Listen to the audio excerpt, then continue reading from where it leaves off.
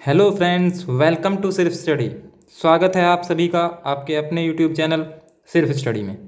जैसा कि हमने कमिटमेंट किया था कि हम एक सीरीज़ शुरू करने जा रहे हैं, सुपर 11।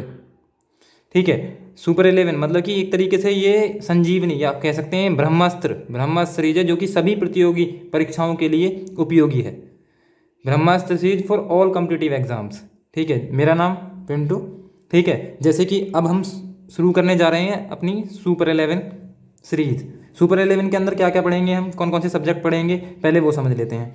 ठीक है, super 11 questions related to the following topics. पहला टॉपिक जो हमारा पहला क्वेश्चन होगा वो होगा हमारे जो वर्तमान मुद्दे हैं उन पर, करंट अफेयर, समय समय की। दूसरा क्वेश्चन होगा पॉलिटी, राजनीति शास्त्र से रिलेटेड। तीसरा क्वेश्चन होगा हिस्ट्री, इतिहास से। चौथा टॉपिक होगा इकोनॉमी, अर्थशास्त्र से। पांचवा क्वेश्चन होगा हमारा जियोग्राफी, भूगोल से। छठा क्वेश्चन होगा हमारा कंप्यूटर से। सातवां क्वेश्चन होगा हमारा फिजिक्स, भौतिक विज्ञान से। आठवां क्वेश्चन होगा केमिस्ट्री, रसायन से। नौवां क्वेश्चन होगा हमारा जीव विज्ञान से। 10वां क्वेश्चन होगा वह इंग्लिश से, इंग्लिश में भी मेनली इंग्लिश ग्रामर। ठीक है, हिंदी। फिर 11वां क्वेश्चन होगा हमारा हिंदी व्याकरण से। ठीक है, स्टार्ट करते हैं। पहला क्वेश्चन है हमारा समय समय की, करंट अफेयर से। क्वेश्चन है, हाल ही में विश्व की प्रमुख क्रिप्टो करेंसी में अप्रोक्स 30+% की गिरावट दर्ज की गई है। वह क्रिप्टो करेंसी या डिजिटल करेंसी या फिर ऑनलाइन करेंसी निम्नलिखित में से कौन सी है। ठीक है, सबसे पहले हम जान लेते हैं क्रिप्टो करेंसी क्या है। क्रिप्टो करेंसी एक वर्चुअल करेंसी है, ठीक है, जो कि ब्लॉकचेन सिस्टम के द्वारा चलाई जाती है। इसके लिए क्या होगा, इसके लिए जो एनर्जी का कंजप्शन है वो बहुत ज़्यादा होगा। ठीक है, मतलब कि जब ये ब्लॉकचेन मेथड से ये यूटिलाइज की जाती है, ये जो करेंसी है, इसके लिए ब्लॉकचेन मेथड का यूज होता है। उसमें जो हमारी एनर्जी है वो बहुत ज़्यादा कंजप्शन होता है एनर्जी का। ठीक है, उससे क्या होगी, उससे कार्बन डाइऑक्साइड इमिट होगी, उससे क्या होगा, फिर पॉल्यूशन भी होगा। तो सबसे पहले क्या हुआ, पहले तो एलोन मस्क ने बोल दिया था कि हम ये जो क्रिप्टो करेंसी है इसको अलाउ कर देंगे। लेकिन अब रिसेंट में ही इसने बोला है, एलोन मस्क मतलब कि टेस्ला के जो मालिक हैं एलोन मस्क, उन्होंने बोला है कि हम कोई भी बिटकॉइन में कोई भी लेन देन नहीं करेंगे। टेस्ला का जो हमारी इलेक्ट्रॉनिक व्हीकल्स हैं उनका भी, किसी का भी कोई लेन देन नहीं करेंगे बिटकॉइन में। हम क्यों, और उसके पीछे उन्होंने जो रीजन बताया है, जो कारण बताया है, वो बताया है कि जो ये बिटकॉइन क्रिप्टो करेंसी है, इसमें जो एनर्जी का कंजप्शन है, ऊर्जा का जो खपत है वो बहुत ज़्यादा की जाती है। इससे क्या होगी, एनर्जी मिट होगी। यदि एक तथ्य को देखा जाए तो लगभग ये जो ब्लॉकचेन नेटवर्किंग सिस्टम है ये लगभग श्रीलंका के बराबर कार्बन डाइऑक्साइड का इमिशन करता है। ठीक है, तो ये तो हो गया हमारा एलोन मस्क का। फिर दूसरा फैक्टर क्या था, दूसरा फैक्टर था China ban the financial payment institution for the crypto currency business. मतलब कि चाइना ने भी अपनी जो वित्तीय व्यवस्था है उसके लिए जो लेन देन है क्रिप्टो करेंसी का, बिटकॉइन का, वो बंद कर दिया। ठीक है, फिर दूसरा क्या है, पहले अब ये दोनों बंद क्यों कर रहे हैं, क्योंकि टेस्ला क्या है, टेस्ला के मालिक एलोन मस्क, उसने अभी जल्दी में ही एक अनाउंसमेंट किया है कि वो अपनी एक क्रिप्टो करेंसी लॉन्च करेंगे, डॉग कॉइन, जिसकी सहायता से वो एक मिशन भेज रहे हैं, सैटेलाइट भेज रहे हैं चंद्रमा पर 2022 तक। ठीक है, उसका नाम है डॉग फर्स्ट। ठीक है, डॉग फर्स्ट ये मिशन है, चंद्रमा मिशन है ये। ठीक है, इसे भेजेंगे और उसका जो फाइनेंशियल मैनेजमेंट देखेगा पूरा, वो देखेगा हमारा डॉग कॉइन। ठीक है, तो हो सकता है ये अपने क्रिप्टो करेंसी को प्रमोट करने के लिए इसके अगेंस्ट हों क्रिप्टो करेंसी के। ठीक है, सेम चीज़ यहाँ चाइना के, पहले चाइना ने पहले बैन कर दिया इसे। इससे पहले खुद के लिए बोला था उसने कि China has given the always million in the digital yuan trial. मतलब कि वो अपने एक डिजिटल करेंसी है, डिजिटल युआन, उस पर ट्रायल्स कर रहा है। ठीक है, तो इन्हीं दोनों रीजनों से जो हमारा बिटकॉइन है, क्रिप्टो करेंसी है, उसकी जो मूल्य है, जो कीमतों में है, वो बहुत भारी गिरावट देखी गई है। ठीक है, लगभग 30% से भी ज़्यादा की गिरावट देखी गई है। यदि बात करें, इसकी जो वैल्यू थी वो थी $65,000, अब रह गई $38,500।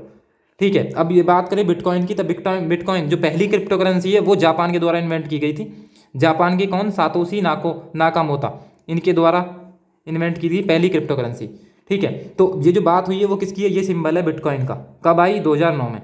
ठीक है, किसने करी, सातोशी नाकामोतो ने, जापान के हैं। ठीक है, तो इसका मतलब क्या हुआ, जिसमें गिरावट दर्ज की गई है, इस क्वेश्चन का आंसर क्या हो जाएगा, इस क्वेश्चन का आंसर हो जाएगा हमारा बिटकॉइन, ये सिंबल है इसका। यदि डॉग कॉइन की बात करें तो डॉग कॉइन के बारे में हमने अभी डिस्कस किया है कि डॉग कॉइन क्या है, एलोन मस्क की कंपनी टेस्ला जो हमारा चंद्रयान भेजेगी डॉग फर्स्ट 2022 में, उसको फाइनेंस करने के लिए एक करेंसी लाएंगे एलोन मस्क, उसका नाम है डॉग कॉइन। ठीक है, बात करें कैश की तो ये भी क्या है, ये भी एक ऑनलाइन डिजिटल या क्रिप्टो करेंसी है। ठीक है, यदि बात करें हम डाइन की या फिर लिब्रा की, लिब्रा क्या है, लिब्रा फेसबुक की करेंसी है, फेसबुक की क्रिप्टो करेंसी है, जिसका नाम चेंज करके अब लिब्रा से क्या कर दिया गया है, ये कर दिया है डाइन। ठीक है, तो ये करेंसी किसकी हुई, ये हुई हमारी फेसबुक की। तो हमें पता चल गया हाल ही में विश्व की प्रमुख क्रिप्टो करेंसी में अप्रॉक्स 30% से भी ज़्यादा की गिरावट दर्ज की गई है। उस क्रिप्टो करेंसी का नाम क्या है, वो है हमारी बिटकॉइन। ठीक है, तो हमारा ये पहला क्वेश्चन क्या हो गया, पहला क्वेश्चन क्लियर हो गया। ठीक है, जो कि किससे रिलेटेड था, समय समय की, करंट अफेयर से। अब चलते हैं हम अपने दूसरे क्वेश्चन पे, जो कि किससे रिलेटेड होगा, हमारा पॉलिटी से। ठीक है, तो क्वेश्चन है हमारा, क्वेश्चन है दुनिया का सबसे बड़ा लिखित संविधान भारत का तथा सबसे छोटा लिखित संविधान नेपाल का है। ठीक है, फिर दूसरा कथन है इसका, ब्रिटिश, कनाडा, न्यूजीलैंड, सऊदी अरब और अमेरिका का संविधान अलिखित है। ठीक है, तो पहले क्वेश्चन के अकॉर्डिंग देखिए, यदि सबसे बड़े संविधान की बात करें तो सबसे बड़ा संविधान, यदि वर्ड के अकॉर्डिंग बात करें, शब्दों के मुताबिक या फिर आर्टिकल अनुच्छेद के मुताबिक, दोनों ही तरीके से सबसे बड़ा जो हमारा संविधान है वो भारत का ही है। सबसे लचीला भी है और सबसे सुदृढ़ भी है। 395 आर्टिकल्स हैं इसमें, जो कि क्या है, मैक्सिमम है। ठीक है, यदि बात करें हम वर्ड शब्दों के अनुसार, तो शब्दों के अनुसार 1.5 लाख वर्ड्स हैं इसके अंदर, इसके अकॉर्डिंग भी ये सबसे बड़ा संविधान है पूरी दुनिया का। ठीक है, यदि बात करें हम सबसे छोटे संविधान की, तो जो सबसे छोटा संविधान है वो है हमारा यूएसए का। ठीक है, जिसके अंदर एक प्रस्तावना है और 7 आर्टिकल्स हैं। लेकिन यदि बात करें पहले संविधान की, फर्स्ट रिटिन कॉन्स्टिट्यूशन, लिखित का मतलब क्या हो गया, ये हो गया लिखित, फोल्डेड या फिर रिटिन कॉन्स्टिट्यूशन। ठीक है, तो किसका है, सबसे पहला बात करें तो यूएसए का, सबसे बड़ी की बात करें, सबसे बड़ा लिखित वो है इंडिया का। ठीक है, तो अब क्वेश्चन में क्या था हमारे में, क्वेश्चन में तो दुनिया का सबसे बड़ा लिखित संविधान भारत का। ठीक है, ठीक है, सबसे छोटा लिखित संविधान नेपाल का, ये क्या हो जाएगा, ये हमारा हो जाएगा गलत, क्योंकि नेपाल का है नवीनतम संविधान, जो सबसे नवीन बना है वो है नेपाल का। लेकिन सबसे छोटे की बात करें तो वो है हमारे यूएसए का, इसीलिए पहला कथन क्या हो जाएगा हमारा गलत। दूसरे बातें, ब्रिटेन, कनाडा, न्यूजीलैंड, सऊदी अरब तथा अमेरिका का संविधान अलिखित है। ठीक है, अनफोल्डेड है या अनरिटेन है। ठीक है, अब उपयुक्त में से कौन सा कथन सत्य है, पहले ये चेक करना है। तो बात करें हम सत्य की, तो ब्रिटिश, कनाडा, न्यूजीलैंड, सऊदी अरब, इन चारों का क्या है, अलिखित है। लेकिन अमेरिका का क्या, अभी देखा है हमने, सबसे छोटा संविधान है अमेरिका का। इसका मतलब ये हुआ कि अमेरिका का तो लिखित संविधान है। ठीक है, तो इसका मतलब इसके स्थान पे क्या आएगा, इसके स्थान पर आएगा हमारा इजराइल। अभी अब तो करंट में भी ये इजराइल फिलिस्तीन विवाद। ठीक है, तो इजराइल का क्या है, इजराइल का भी क्या है, हमारा अलिखित संविधान है। ठीक है, तो हमारे पास 5 कंट्री हुई, पहली ब्रिटिश, कनाडा, न्यूजीलैंड, सऊदी अरब और इजराइल, ये 5 कंट्री हैं जिनका अलिखित संविधान है। तो बात करें हम इस क्वेश्चन की, तो क्वेश्चन में क्या होगा, हमारा पहला कथन भी गलत है, दूसरा कथन भी क्या हो जाएगा हमारा, अमेरिका की वजह से गलत हो जाएगा। इसका मतलब केवल फर्स्ट, केवल सेकेंड सही, फिर उसके बाद क्योंकि सत्य पूछ रहा है तो फर्स्ट और सेकेंड दोनों, इसका मतलब दोनों ही गलत है। इसका मतलब क्या हो जाएगा, न तो फर्स्ट न तो सेकेंड, ये इसका आंसर हो जाएगा। ठीक है, बात करें हम संविधान की, संविधान कुछ नहीं है, किसी भी राज्य, किसी भी देश के जो व्यवस्था है उसके संचालन के लिए हमारे पास एक सुप्रीम लॉ होगा। ठीक है, रूल होगा, उसे क्या बोलेंगे हम, संविधान बोल देंगे, कॉन्स्टिट्यूशन बोल देंगे। उसके अंदर यदि एक बुक की बात करें, बुक के अंदर क्या होंगे, बुक के अंदर कुछ चैप्टर्स होंगे, उन चैप्टर्स को हम संविधान के टर्म में क्या बोल देंगे, भाग बोल देंगे, पार्ट्स। कितने पार्ट्स हैं हमारे संविधान के अंदर, वो हैं, यदि बात करें हम कै खैगू ने जोड़ें तो 22 हैं। लेकिन यदि कै ख ए बी इन्हें भी जोड़ देते हैं तो लगभग अब कितने हैं हमारे, हैं अब इस टाइम 25 पार्ट्स हैं। यदि आर्टिकल्स की बात करें, आर्टिकल है 395। ठीक है, मूल संविधान में भी इतने ही थे। ठीक है, यदि शेड्यूल्स की बात करें, अनुसूचियाँ,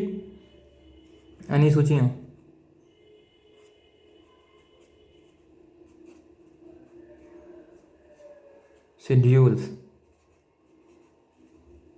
ठीक है, मूल संविधान में कितने थे, 8। ठीक है, अब कितने हैं अनुसूचियाँ, 12 शेड्यूल्स हैं।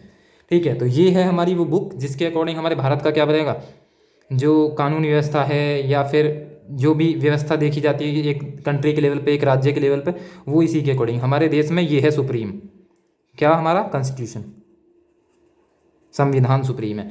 ठीक है, तो ये हो गया हमारा पॉलिटी से रिलेटेड क्वेश्चन। ठीक है, अब हम अपने तीसरे क्वेश्चन पे चलते हैं, जो कि किससे रिलेटेड है, हमारा हिस्ट्री से। ठीक है, बात करें तो तीसरा क्वेश्चन है हमारा, निम्नलिखित मगध के राजवंशों को काल क्रमानुसार लिखिए। ठीक है, तो अब इन्हें काल क्रमानुसार से जाना है। ठीक है, सबसे पहले बात करें हम मगध की। मगध क्या है, प्राचीन इतिहास में मगध सबसे समृद्धशाली महाजनपदों में एक कितने महाजनपद थे? 16 महाजनपद। उन महाजनपदों का विवरण कहाँ मिलता है? हमें अंगुत्तर निकाय एक बौद्ध ग्रंथ है, ठीक है, जिसके अंदर हमें क्या मिलता है? इसका 16 महाजनपद का विवरण मिलता है। कहाँ का है? ये है हमारा बौद्ध ग्रंथ, ठीक है। वो 16 महाजनपद कौन कौन से हैं? पहला हो गया मगध, अंग, काशी, कौशल, वज्जी, मल्ल, चेदी, वत्स, कुरु, पांचाल, सूरसेन, गंधार, कंबोज, अश्मक, अवंती और मत्स्य। तो इसका मतलब क्या हुआ? सबसे बड़े की बात करें लार्जेस्ट, तो लार्जेस्ट था हमारा अवंती। सबसे शक्तिशाली, सबसे पावरफुल की बात करें तो पावरफुल था हमारा मगध। मतलब कि हमारा पूरा प्राचीन इतिहास मगध साम्राज्य के ही इर्द गिर्द दिखता है, पूरा प्राचीन इतिहास, ठीक है। यदि बात करें इसके राजवंश की तो इसमें लगभग 8 राजवंश थे मेनली, जिन्होंने इस पे शासन किया था मगध पे। तो पहले की बात करें, पहला एक ट्रिक है इसकी, ट्रिक से याद करेंगे हम इसे। तो ट्रिक है इसकी, हसीना मासूका के साथ गई। तो है से हमें याद आ जाएगा क्या? हर्यक वंश, ठीक है। सी से याद आ जाएगा शिशुनाग वंश, या फिर इसे नागवंश भी बोल देंगे, ठीक है। फिर उसके बाद आ जाएगा हमारा नंद वंश, उसके बाद मैं से आ जाएगा हमारा मौर्य वंश, ठीक है। फिर आ जाएगा हमारा शुंग वंश, ठीक है। सू से का से आ जाएगा शुंग वंश हो गया पूरा। इसके बाद के ये वाला या ये वाला कोई सा भी ले लो, तो इन दोनों से याद आ जाएगा हमारा कण्व वंश। उसके बाद सात से याद आएगा हमें सातवाहन वंश। फिर गई से आ जाएगा गुप्त वंश, ठीक है। तो ये तो हुए 8 वंश जिन्होंने शासन किया कहाँ पे? मगध पे, ठीक है। और यदि बात करें इनके संस्थापक की, ठीक है, तो ये हैं सारे संस्थापक, ठीक है। संस्थापक की बात करें तो जो हमारा हर्यक वंश है उसका संस्थापक का नाम था बिंबिसार, ठीक है। यदि बात करें हम नागवंश की तो इसका संस्थापक था शिशुनाग। बात करें हम नंदवंश की तो इसका संस्थापक का नाम क्या था? महापद्मानंद, ठीक है। उसके बाद यदि बात करें हम मौर्य वंश की तो सब जानते हैं मौर्य वंश का कौन था? चंद्रगुप्त मौर्य, ठीक है। उसके बाद बात करें कण्व वंश की तो कण्व वंश का क्या हो जाएगा? हमारा वासुदेव, ठीक है। फिर उसके बाद आता है कण्व वंश के बाद आ जाएगा हमारा, ये है हमारा सातवाहन। तो सातवाहन का हमें पता ही है कौन है? सातवाहन का हो जाएगा हमारा सीमुख। उसके बाद लास्ट है हमारा गुप्त वंश। तो गुप्त वंश का क्या हो जाएगा? गुप्त वंश का हो जाएगा हमारा श्रीगुप्त संस्थापक। तो हमने देख लिया। अब ये क्रम क्या हुआ? इसका क्रम हुआ हर्यक वंश, नागवंश, नंदवंश, मौर्य वंश, शुंग वंश, उसके बाद क्या आ जाएगा? कण्व वंश, सातवाहन वंश और गुप्त वंश। अब यहाँ देखते हैं हमारा क्वेश्चन है निम्नलिखित मगध के राजवंशों को काल अनुसार लिखिए। इसका मतलब सबसे पहले क्या आया? सबसे पहले तो हमें दिख गया क्या है? हमारा हर्यक वंश, ठीक है। और दे क्या रखा? हर्यक ही दे रखा, ठीक है जी, ये ठीक है। उसके बाद यदि बात करें तो उसके बाद क्या आया? शिशुनाग वंश, मतलब कि एक तरीके से शिशुनाग नहीं नागवंश बोलो, नागवंश, ठीक है जी, नागवंश आ गया। उसके बाद क्या आएगा? उसके बाद आ गया हमारा नंदवंश। तो पहले ये आएगा, उसके बाद ये आएगा, फिर उसके जस्ट बाद ये आएगा, तब हम कहाँ जाएंगे? इस पे जाएंगे। इसका मतलब क्या हुआ हमारा? फर्स्ट, सेकंड, फोर्थ, मतलब कि फर्स्ट पहला, फिर सेकंड दूसरा, फिर फोर्थ और फिर आ गया हमारा थर्ड, ठीक है। इसका मतलब अब हम ऑप्शन देखते हैं 1 2 4 3। तो हमारा 3 2 1 4 ये भी गलत, 4 1 2 3 ये भी गलत, 1 2 3 4 3 ये भी गलत, 1 1 2 4 3 ये वाला हमारा क्या हो जाएगा? बिल्कुल सही हो जाएगा। और 1 2 3 4 ये भी क्या हो जाएगा? गलत हो जाएगा। तो ये क्या हुआ? ये हमारा तीसरा क्वेश्चन है जो कि किससे रिलेटेड था? हमारा हिस्ट्री से, ठीक है, इतिहास से। अब हम चलते हैं अपने चौथे क्वेश्चन पे, फोर्थ क्वेश्चन पे। फोर्थ क्वेश्चन क्या है? किसी देश की आर्थिक वृद्धि की सर्वाधिक उपयुक्त माप क्या है? पहले इसमें ऑप्शन दे रखे हैं GDP, NDP, NNP, per capita income, ठीक है। सबसे पहले हम इसे समझेंगे, पहले बिल्कुल डोमेस्टिक लेवल पर जाके हम समझते हैं चीज़ को। मान लिया ये एक फैमिली है, जीडीपी क्या है? पहले जीडीपी को समझेंगे बिल्कुल डोमेस्टिक लेवल पे। सबसे पहले बात करें, ये एक घर है जिसमें क्या है? 2 बच्चे। ये क्या है? ये है हस्बैंड वाइफ, ठीक है। तो हस्बैंड वाइफ है, मान लिया कोई बंदा है रोहन, उसके भाई का नाम है सोहन, ठीक है। वो क्या है? एक एनआरआई है। एनआरआई क्या हो गया? नॉन रेजिडेंट इंडिया, मतलब कि बाहर विदेश में कहीं काम कर रहा है, लेकिन सैलरी कहाँ भेजता है? अपनी फैमिली में भेजता है, ठीक है। दूसरा भाई है सोहन का, दूसरा भाई है रोहन, ठीक है। अब रोहन क्या होगा? जो रोहन भाई है इसका, वो क्या है? उसकी शादी हो गई, वो यहीं पे ही अपना काम देखता है, खुद का काम देखता है। उसकी वाइफ है ये, ठीक है। अब जब वाइफ है, ये क्या है? ये रोहन्स वाइफ है, ठीक है। अब जब वाइफ है, जब इसकी शादी हुई, उसके बाद क्या आया? साले साहब इनके साथ आए, जैसे मतलब कि वो वाली कंडीशन जो जीजा बोलेंगे वो मैं बिल्कुल नहीं करूँगा, उन वाली कंडीशन, क्योंकि अब पहले वाले हाल तो है नहीं। तो इसका मतलब क्या हुआ?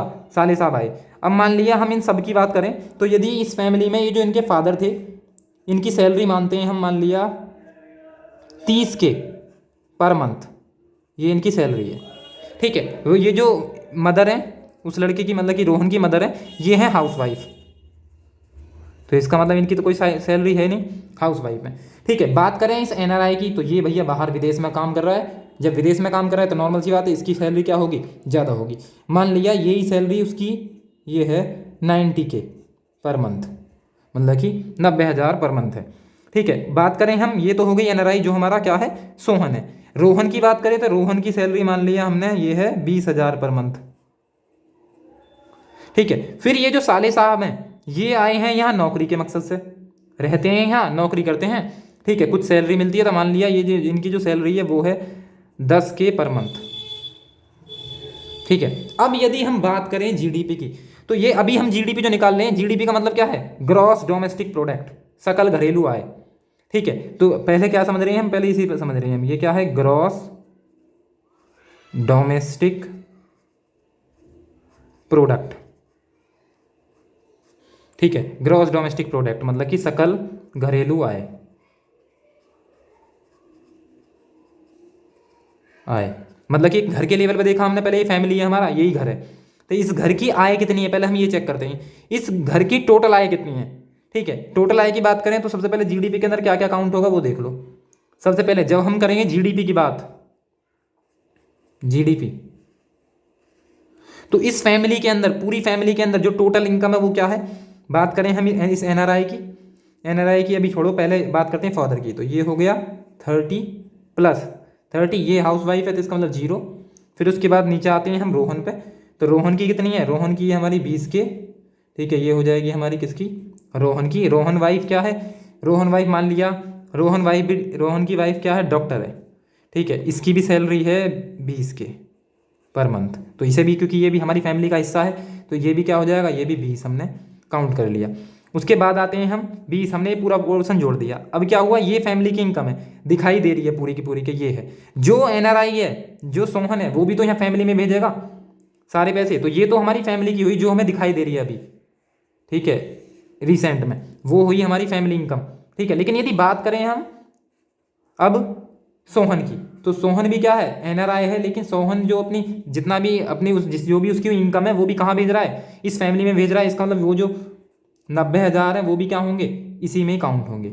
लेकिन क्योंकि जो साले साहब यहाँ आए हुए हैं वो क्या करेंगे, यदि वो कुछ इनकम जनरेट कर रहे हैं अपनी, तो वो कहाँ भेजेंगे, वो अपने घर भेजेंगे। इसका मतलब हमें क्या करना है, जब हमने सोहन की जो विदेश में काम कर रहा है उसकी हमने यहाँ ऐड कर दी, इसका मतलब क्या है, इसका मतलब ये हुआ कि जो साले साहब यहाँ काम कर रहे हैं, ठीक है, तो उनकी जो सैलरी है, ठीक है, जो भी हमने इनकी काउंट करी है, हमने इनकी कितनी मानी है, 10K, मतलब कि 10,000 पर मंथ। तो ये जो 10,000 है ये हमें क्या करना पड़ेगा, ये करना पड़ेगा सब्ट्रैक्ट। तो ये जो टोटल आई हमारी निकल गई, कितनी आई, 30 20 50 70, 70 में से गए 60 और 9 9 और 6 15, कितना आया 150K पर मंथ। ठीक है, अब लेकिन हम जो काउंट करेंगे ये तो मंथ की आई, ठीक है, टोटल इनकम मंथ की, क्योंकि हमने सारी ऐड करी, जो जो हमारी दे रखी है वो वाली ऐड करी, एक 10 घटा दी बस, बाकी सारी हमने ऐड करी है। ठीक है, अब ये हुई मंथ की, लेकिन हम जो जीडीपी में काउंट करेंगे वो करेंगे ईयर। तो ईयर में क्या करेंगे, 12 मल्टीप्लाई क्या कर देंगे हम, ये क्या है 1.5 लाख, ये इसका मतलब क्या हो गया, ये हो गई हमारी 18 लाख, ये हो गई हमारी इस फैमिली की जीडीपी। अभी तो देखा हमने इसे बिल्कुल सिंपल वे में, फैमिली के लेवल पे देखा। ठीक है, अब यदि हम बात करें इसी की सेम वे में, ये तो हमने फैमिली पे छोटे छोटे लेवल पे सीखा, लेकिन अब यदि हम इसी चीज़ को हम देश के लेवल पे समझे, तो देश के लेवल पे देखते हैं, ये क्या है, ये है हमारी सीमा, ये जो सीमा है ये पूरी की पूरी क्या है, हमारी जो कंट्री है भारत, भारत की सीमा है ये। ठीक है, कैसी सीमा, ये है हमारी भौगोलिक सीमा, भौगोलिक सीमा। ठीक है, लेकिन यदि भारत के भी तो होंगे, भारत के कुछ राजदूत होंगे जो कहीं और काम कर रहे होंगे, किसी को वीज़ा वगैरह चेंज करवाना है, रिन्यू कराना है, तो उसके लिए भी हमारे जो देश के हैं वो अलग कंट्रियों में होते हैं, तो उनकी भी इनकम है, लेकिन वो इनकम जनरेट होने के बाद जिस पर्टिकुलर कंट्री में वहाँ नहीं जा रही, वो हमारे पास आ रही है। इसका मतलब ये हुआ कि ये जो वो भी हमारी, जैसे मान लिया हमारा एरोप्लेन है, उससे जितना प्रोडक्शन हो रहा है, चाहे वो कहीं किसी भी देश में जा रहा है, लेकिन उसका जो जनरेट होकर जो इनकम आ रही है वो भी तो हमारी जीडीपी में काउंट होगी। इसका मतलब ये हुआ कि जो राजनीतिक सीमा है हमारी, जहाँ जहाँ तक भारत, जो जो चीज़ें भारत के अंदर काउंट हो रही हैं, राजनीतिक सीमा के अंदर काउंट हो रही हैं, वो सारी कहाँ आएंगी, हमारी जीडीपी में काउंट होंगी। इसका मतलब क्या हुआ, एक वर्ष में भारत की सीमा नहीं, राजनीतिक सीमा, राजनीतिक सीमा में उत्पादित वस्तुएं और सेवाएं, या मतलब कि फिनिश प्रोडक्ट्स एंड सर्विसेज के मूल्य के योग को ही एक वर्ष में क्या बोलते हैं हम, जीडीपी बोलते हैं। अब यहाँ पे दो वर्ड आए, एक आए फिनिश प्रोडक्ट मतलब कि अंतिम मूल्य, दूसरा आया हमारा सर्विसेज सेवाएं। यदि अंतिम मूल्य की बात करें, जैसे मान लिया हम एक छोटा सा एग्जांपल लेते हैं, जैसे मान लिया ये है, यहाँ पे लिया हमने स्टार्टिंग में, पहले मान लिया ईंट ली, ब्रिक्स, ईंट, ईंट से क्या बनेगा, ईंट से बनाया मान लिया हमने एक छोटा सा कमरा, रूम बना, रूम, फिर रूम से क्या बना, हाउस, घर बना। ठीक है, अब मान लिया हम इस घर को बेच रहे हैं, बेचने के बाद, अब जब हम बेच रहे हैं इसे, बेचने के बाद यदि मान लिया कोई ग्राहक आया, उसे हमने ये घर बेच दिया, तो उसके बाद जब वो परचेज कर रहा होगा, वो जो हमें पैसा देगा, तो वो किसका देगा, वो देगा हमारा ये जो घर बन के तैयार हो गया, ये जो फाइनल प्रोडक्ट है, फिनिश प्रोडक्ट है, इसका पैसा देगा, ताकि ना कि वो ये बोलेगा अलग से कि भाई ईंट के इतने हुए, इसमें ईंट लगी है, ब्रिक्स लगी हुई हैं, उनके पैसे इतने हुए, फिर इसके अंदर हमने मसाला लगाया, उसके अलग से पैसे लगाओ। ठीक है, उसके बाद फिर इसमें जो लेबर लगी उसके पैसे इतने हुए। ठीक है, जब जोड़ने के बाद तो ऐसा होगा नहीं कि वो जोड़ने के बाद सारे सबके अलग अलग पैसे देगा, वो तो बस एक जो फिनिश प्रोडक्ट है हमारा, फाइनल प्रोडक्ट है, उसकी फाइनल पेमेंट करेगा। ठीक है, जैसे मान लिया एक छोटा सा एग्जांपल लेते हैं, हमने ब्रेड समोसे वाले पे गए हम, ब्रेड में जिस टाइम पे हमने मान लिया 10 रुपये का एक ब्रेड है, ठीक है, ब्रेड या समोसा की बात करें, समोसा, ठीक है, अब ये समोसा हमें परचेज करना, मान लिया 10 रुपये का है, ठीक है, 10 रुपये का, लेकिन जिस टाइम पे हम इसे परचेज करने जाएंगे उस टाइम पे हम उससे ये थोड़ी बोलेंगे कि भाई वो जो बेचने वाला है वो हमसे बोलेगा कि भाई इसके अंदर जो हमने अंदर आलू डाला है उसका 1 रुपया, ठीक है, ये जिस तेल में तला है उसके 2 रुपये हो गए, ठीक है, जो जिस तेल पे तला, जिस कढ़ाई है, कढ़ाई का किराया हो गया 2 रुपये, ठीक है, उसके बाद में मिर्च मसाले सबके पैसे जोड़ने के बाद थोड़ी बताएगा, वो तो हमें डायरेक्ट फाइनल बताता है कि इसका फाइनल प्राइस है 10 रुपये, ठीक है, 10 रुपये पर पीस मान लिया या पर यूनिट, ठीक है, 10 रुपये का दिया, तो उसने फाइनल प्राइस बताया हमें कि समोसे का इतना प्राइस, हम लेके आ जाएंगे। इसका मतलब समझाए कि फिनिश प्रोडक्ट क्या है, फिनिश मतलब कि फाइनल उत्पाद। जैसे मान लिया हमने कोई मान लिया बाइक खरीदी, तो ऐसा तो है नहीं उसका इंजन अलग से खरीदा, ठीक है, क्लच अलग से खरीदी, ठीक है, उसके बाद मर्ज करी, वो मर्ज करने वाला काम, जो वो कंबाइन करने वाला काम वो कंपनी कर चुकी, हमने डायरेक्ट क्या करें, हमने पेमेंट करी है डायरेक्ट उस प्रोडक्ट की, पर्टिकुलर प्रोडक्ट की, वो चाहे बाइक हो, वो चाहे कुछ भी हो, उसकी पेमेंट की है अब हमने करंट में। इसका मतलब क्या हुआ, हमने फाइनल, हमेशा हम जो पेमेंट करते हैं वो फिनिश गुड्स की करते हैं, फिनिश फाइनल प्रोडक्ट की, और फाइनल प्रोडक्ट को ही हम किस में काउंट करते हैं, अपनी जीडीपी में काउंट करते हैं। ठीक है, इसका मतलब क्या हुआ, हमने समझ लिया फिनिश प्रोडक्ट क्या है या फाइनल प्रोडक्ट क्या है। अब आते हैं सर्विसेज। सर्विस का मतलब क्या हुआ, जैसे मान लिया पार्ले जी है, ठीक है, पार्ले जी कंपनी है, मतलब कि ये क्या बनाती है, ये बिस्किट्स बनाती है, बिस्किट्स। अब इसे बिस्किट्स बनाने के लिए क्या चाहिए, आटा चाहिए, ठीक है, तो आटा कहाँ से आएगा, पहले इसके लिए क्या चाहिए, व्हीट चाहिए, ठीक है, गेहूं चाहिए, ठीक है। अब ये ऐसे तो बोलेगा नहीं कि 1-2 बंदे से, ये तो पूरे गांव को एक साथ ऑर्डर देगा, ठीक है, सबका, ठीक है, तो क्या होगा, यहाँ से गेहूं लिया उसने, सबके लिए बोल दिया, उसके बाद क्या हुआ, उसके बाद बिस्किट्स बन गए। अब बिस्किट्स भी बन गए, मतलब कि ये हमारा क्या हो गया, ये हमारा हो गया उत्पाद। लेकिन ये अब हमें किसके कहाँ करना है, ये मार्केट में सेल करना है, मतलब कि कंज्यूमर के पास तक पहुँचाना है, मार्केट में, मार्केट। तो इसके लिए किस चीज़ की जरूरत पड़ेगी, इसके लिए हमें जरूरत पड़ेगी ट्रांसपोर्टेशन की, वो चाहे कोई भी वाहन हो, ट्रांसपोर्टेशन। तो ट्रांसपोर्टेशन क्या है, ट्रांसपोर्टेशन क्या दे रहा है हमें, एक तरीके से सेवा दे रहा है, सर्विस दे रहा है।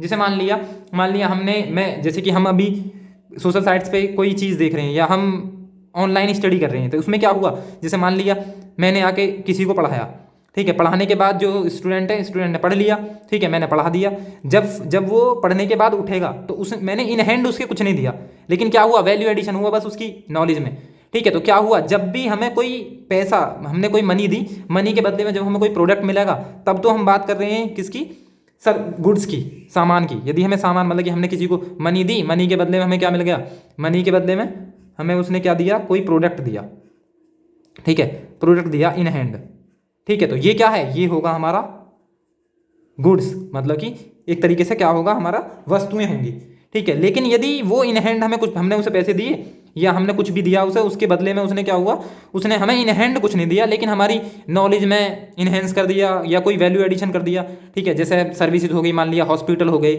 ठीक है, तो जैसे कि सर्विस के अंदर क्या क्या आएगा, मान लिया जैसे कि इंस्टीट्यूट हो गए, ठीक है, हॉस्पिटल्स हो गए, ठीक है, मान लिया फेसबुक, मान लिया व्हाट्सअप, ठीक है, ये क्या है, ये सारी क्या है, सोशल साइट्स भी उसी के अंदर काउंट होंगी। मतलब ये क्या है, ये इन हैंड हमें कुछ नहीं दे रही, हमने कुछ कोई पेमेंट की या कुछ भी थोड़ा बहुत पैसा दिया, उसके बदले में इन हैंड कुछ नहीं दिया, लेकिन इन्होंने कुछ वैल्यू एडिशन करा, मतलब कि एक तरीके से हमें कोई सेवा दी।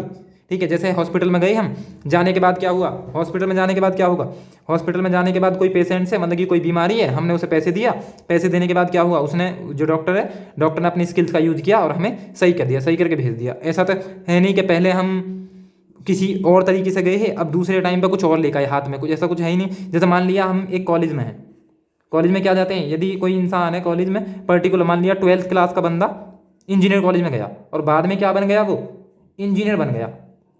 ठीक है, तो क्या हुआ, जब इंजीनियर बन गया तो ये क्या है, ये किसके अंदर आएगा, इंजीनियर हो गया, इलेक्ट्रिसिटी हो गई। ये कभी जैसे मान लिया कोई चीज़, कोई सेकेंडरी सेक्टर है, जैसे इसके अंदर सारी काउंट हुई, सारे सेक्टर, प्राइमरी सेक्टर भी, सेकेंडरी सेक्टर भी और टर्सरी सेक्टर भी। अब ये प्राइमरी सेकेंडरी टर्सरी क्या है, प्राथमिक क्षेत्र, मतलब कि कृषि हो गया, मत्स्य पालन हो गया, ठीक है, माइनिंग हो गई, ये आएंगे इसके अंदर। सेकेंडरी सेक्टर के अंदर क्या आएंगे, सेकेंडरी सेक्टर के अंदर आएंगे मैन्युफैक्चरिंग, विनिर्मीकरण। थर्ड सेक्टर के जो टर्सरी सेक्टर है, तृतीय क्षेत्र के अंदर आएंगे हमारी सेवाएं सारी।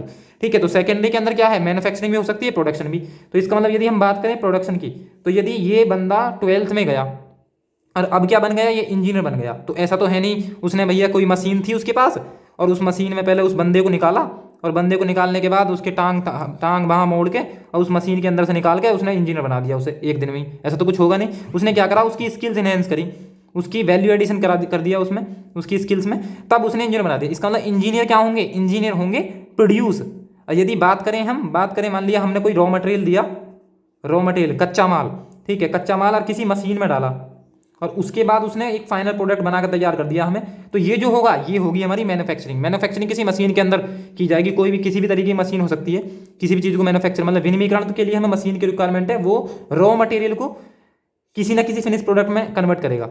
ठीक है, और यदि बात करें हम प्रोडक्शन की, तो प्रोडक्शन के अंदर क्या होगा, प्रोडक्शन हमारा वो होगा एक तरीके से सारे के सारे मैन्युफैक्चरिंग, जितने भी मैन्युफैक्चरिंग है, मतलब विनिर्मीकरण है, वो किसके अंदर आएंगे, प्रोडक्शन के अंदर ही आएंगे।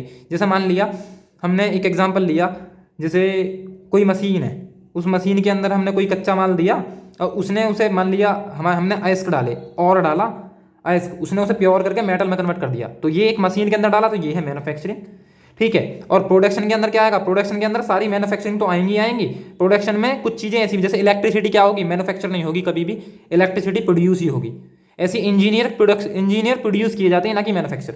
ठीक है, प्रोडक्शन मैन्युफैक्चरिंग होगी। ये टोटल उत्पाद जो है, प्रोडक्शन मतलब उत्पाद, ये किसके अंदर आएगा, हमारा जीडीपी के अंदर आएगा। मतलब कि हमारी सीमा, जितनी भी हमारी देश की राजनीतिक सीमा है, उसके अंदर जितना भी उत्पाद हो रहा है, उत्पादन हो रहा है, प्रोडक्शन हो रहा है, वस्तुओं का भी और सेवाओं का भी, मतलब कि फिनिश प्रोडक्ट का भी, सर्विस का भी, वो किसके अंदर काउंट होगा, वो होगा हमारा जीडीपी के अंदर। और वो तीनों सेक्टर काउंट होंगे, प्राइमरी भी, सेकेंडरी भी, टर्सरी भी, तीनों। ठीक है, तो इसे बोल देंगे हम क्या, जीडीपी। अब जीडीपी के अकॉर्डिंग थोड़े तथ्य देखते हैं। तो जीडीपी के अकॉर्डिंग जैसे हम बहुत सुनते हैं कि दुनिया की सबसे ज़्यादा बड़ी इकोनॉमी कौन सी है, मतलब कि एक तरीके से बोल सकते हैं लार्जेस्ट इकोनॉमी। ठीक है, तो वो है हमारी यूएसए, कितनी, 20.80 ट्रिलियन। दूसरे नंबर पे है चाइना, 15.22 ट्रिलियन। तीसरे पे जापान, चौथे पे जर्मनी, पांचवें फ्रांस। अभी कुछ दिन पहले भारत आ गया था फ्रांस और यूके को पिछाड़ के 5वें नंबर पे, लेकिन फिर से वहीं फिर खिसक गया। तो इसका मतलब यूके अब की, मतलब कि ये प्रिडिक्टेड है कब की, 2021 की। ठीक है, अब बात करें इंडिया की। इंडिया कितने कौन से नंबर पे, 7वें नंबर पे, मतलब कि 7th लार्जेस्ट इकोनॉमी है वर्ल्ड की। कौन, भारत। वो भी किसके अकॉर्डिंग, नॉमिनल जीडीपी के अकॉर्डिंग। ठीक है, तो ये हो गया। अब हम देखते हैं, वहीं आते हैं, हमने क्वेश्चन क्या था हमारा, किसी देश की आर्थिक वृद्धि की सर्वाधिक उपयुक्त माप क्या है। मतलब कि देश की जो वृद्धि है, जैसे मान लिया हम कोई भी आर्थिक वृद्धि, मतलब कोई भी इकोनॉमिक ग्रोथ चेक करना चाह रहे हैं, तो उसकी जो सबसे बेस्ट जो जांच होगी वो होगी जीडीपी के अकॉर्डिंग। जीडीपी क्या है वो हमने समझ लिया। अब देखते हैं हम, इसमें लिखा हुआ है एनडीपी। ठीक है, जीडीपी मतलब ग्रॉस डोमेस्टिक प्रोडक्ट। यदि बात करें हम एनडीपी की, तो एनडीपी ये है हमारा नेट डोमेस्टिक प्रोडक्ट, मतलब कि कुल या शुद्ध कुल घरेलू आय। ठीक है, अब कुल घरेलू आय निकालने के क्या करेंगे हम करेंगे एनडीपी इक्वल टू क्या होगा, जीडीपी माइनस ये होगा डेप्रीशिएशन मतलब कि मूल्य ह्रास, अब मूल्यह्रास का मतलब क्या हुआ, मान लिया किसी कंपनी में हम काम कर रहे हैं, किसी मशीनरी के थ्रू हमने कोई प्रोडक्ट बनाया, उसके बाद कुछ ना कुछ मतलब कि जब वो मान लिया उसका जो टूल है वो घिस जाएगा, या रिपेयरिंग, मान लिया रिपेयरिंग, या फिर मान लिया मेंटेनेंस, ठीक है, या फिर कूलेंट, इन 3 चीज़ की जरूरत पड़ेगी किसमें, मशीन में। लेकिन जिस टाइम पे हम काउंट करें उस टाइम पे तो हमें ये चीज़ दिखाई नहीं दे रही। इसका मतलब जीडीपी से यदि हम डिप्रिसिएशन मूल्यह्रास जो भी रिपेयरिंग का, मेंटेनेंस का, या टूल कॉस्ट का, या टूल चेंज की जो कॉस्ट आई है, यदि उसे सब्ट्रैक्ट कर देते हैं हम, तो हमारी क्या आ जाएगी, हमारी एनडीपी आ जाएगी। ठीक है, अब हमने समझ लिया कि एनडीपी क्या है, नेट डोमेस्टिक, ये कुल आ गई। ठीक है, उसके बाद देखते हैं हम एनएनपी। ठीक है, एनएनपी क्या है। अब यदि बात करें एनएनपी की, ठीक है, तो क्या होगा, जीडीपी हमने काउंट कर लिया पूरा। अब यदि हम इस कंट्री के लेवल पे देखते हैं यहाँ, तो क्या होगा, हमने जो जीडीपी काउंट करा है, जीडीपी से मूल्यह्रास घटा दिया, तो क्या आ गया हमारा, जीडीपी माइनस डिप्रिसिएशन, यही बताया हमने अभी, एनडीपी, ये आ गया। ठीक है, लेकिन यदि बात करें, ये जो एनडीपी आया, नेट डोमेस्टिक है, ये डोमेस्टिक, ये घरेलू निकल का आया, घरेलू। ठीक है, ये, लेकिन यदि बात करें हम एनएनपी की, नेट नेशनल प्रोडक्ट, ठीक है, इसे ही बोलते हैं हम नेशनल इनकम। ठीक है, ये क्या होगा, जो हमारा एनडीपी आया है, एनडीपी, एनडीपी, इसमें से क्या करेंगे, जो फॉरेनर हैं, जो विदेशी, मतलब मान लिया यदि इसके अंदर सब प्रोडक्शन कर रही है, मान लिया वीवो भी है, ठीक है, सैमसंग भी है, हमारी कंपनियां भी है, रिलायंस भी है, जियो भी है, सब कर रहे हैं। लेकिन हमने क्या किया, हमने जीडीपी के अंदर सबको काउंट कर लिया, जो भी हमारी टेरिटरी के अंदर आ रहे हैं सबको हमने इसमें काउंट कर लिया, सबकी जीडीपी को काउंट कर लिया, वो हमारा जीडीपी के अंदर आ गया। लेकिन अब बात कर रहे हैं हम नेट नेशनल प्रोडक्ट की, मतलब कि नेशनलिज्म आ गया इसके अंदर, राष्ट्रीय, मतलब कि हमारे राष्ट्र की जो इनकम है, तो हम क्या करेंगे, एनडीपी आ गया हमारा, एनडीपी में से क्या करेंगे, जो हमारे इंडियन विदेश में रह रहे हैं उन्हें तो कर देंगे ऐड, और जो जब हमने अपने इनको, जो हमारे भारतीय मूल के हैं और विदेशों में काम कर रहे हैं, उन्हें हम ऐड कर रहे हैं। तो इसका मतलब जो हमारे यहाँ पे हैं और विदेश के हैं, हमारे यहाँ काम कर रहे हैं, हमारे यहाँ प्रोडक्शन कर रहे हैं, तो उन्हें सब्ट्रैक्ट करना पड़ेगा। तो हमने क्या करा, फॉरेनर जो हैं उन्हें क्या कर दिया, सब्ट्रैक्ट कर दिया। तो ये आ गई हमारी क्या, ये आ गई हमारी net national product, net national product. यदि बात करें हम, हमारा चौथा क्या है, ये है पर कैपिटा इनकम। इस क्वेश्चन का आंसर क्या है, इस क्वेश्चन का आंसर तो है जीडीपी। लेकिन यदि बात करें हम, क्योंकि हमें क्या करना है, पूरे क्वेश्चन का पोस्टमार्टम करना है, इसका मतलब क्या हुआ, अब बात करते हैं हम P per capita, PCI per capita income, ये कुछ नहीं है, हमने पीछे भी निकाल लिया। नेशनल इनकम क्या है, नेशनल इनकम है हमारा एनडीपी प्लस, ये क्या है, इंडियन, भारतीय मूल के, जो विदेश से हमारा, विदेश में कुछ इनकम जनरेट कर रहे हैं, उसके बाद हमारे देश को भेज रहे हैं, ये है फॉरेनर जो हमारे देश में प्रोडक्शन कर रहे हैं, उन्हें घटा दिया, फॉरेनर को, विदेशियों को घटा दिया। ठीक है, तो ये आ गया। तो इसी नेशनल एनएनपी या फिर नेशनल इनकम को यदि मैं, हमारी जो पॉपुलेशन है, पूरी पॉपुलेशन लगभग कितनी, 139 करोड़, उससे यदि मैं इसे डिवाइड कर दूं तो हमारी आ जाएगी पर कैपिटा इनकम। इसी का यूज होता हमारा ह्यूमन डेवलपमेंट इंडेक्स में, तीसरा जो कंपोनेंट है वो यही है। ठीक है, ह्यूमन डेवलपमेंट इंडेक्स के अंदर तीसरा जो पॉइंट है वो यही है, HDI, UNDP इसे जारी करता है। इस बार की हमारी जो रैंक है भारत की वो है 131, कितने देशों में, 189 कंट्री में। ठीक है, 2017 में कितनी थी, 131, 18 में 29, फिर 19 में क्या हुई, पहले क्या थी 30, फिर 31 हुई, फिर 29 हुई, और अब दोबारा क्या है हमारी 31। ह्यूमन डेवलपमेंट इंडेक्स, मानव विकास सूचांक में जो रैंक है भारत की वो है 131। 2020 की बात करें, कितनी कंट्री हैं, 189। ठीक है, 189 कंट्री हैं। अब ये कौन जारी करता है human development index rank, UNDP, United Nation Development Programme. ठीक है, तो अब ये क्या होगा, ये हमारा क्वेश्चन हो गया चौथा, जो कि किससे रिलेटेड था, इकोनॉमिक्स से। किसी देश की आर्थिक वृद्धि की सर्वाधिक उपयुक्त माप क्या है, इसका आंसर है हमारा जीडीपी। हमने समझ लिया जीडीपी क्या है, एनडीपी क्या है, एनएनपी क्या है, पर कैपिटा इनकम क्या है। ठीक है, तो ये हो गया हमारा इकोनॉमी का चौथा क्वेश्चन कंप्लीट। उसके बाद चलते हैं हम अपने 5th क्वेश्चन पे। निम्नलिखित राज्यों में से कौन सा राज्य 7 बहन 7 सिस्टर में शामिल नहीं है। ठीक है, अब देखते हैं हम 7 सिस्टर। अब ये जो 7 सिस्टर, ये वाला जो पोर्शन है हमारा क्या होगा, ये होगा हमारा उत्तर पूर्वी जो ये जो राज्य हैं हमारे, ये हैं हमारी 7 सिस्टर्स।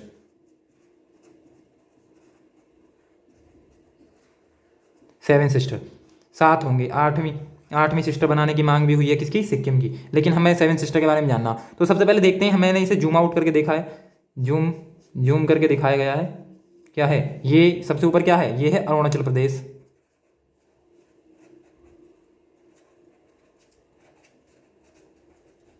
ठीक है, ये असम है, ये नागालैंड,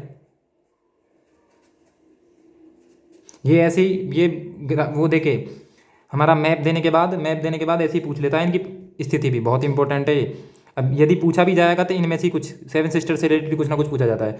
ठीक है, फिर यदि बात करें ये, तो ये क्या होगा, ये हो जाएगा हमारा क्या, ये हो जाएगा मिजोरम। ठीक है, फिर ये हो जाएगा हमारा मणिपुर।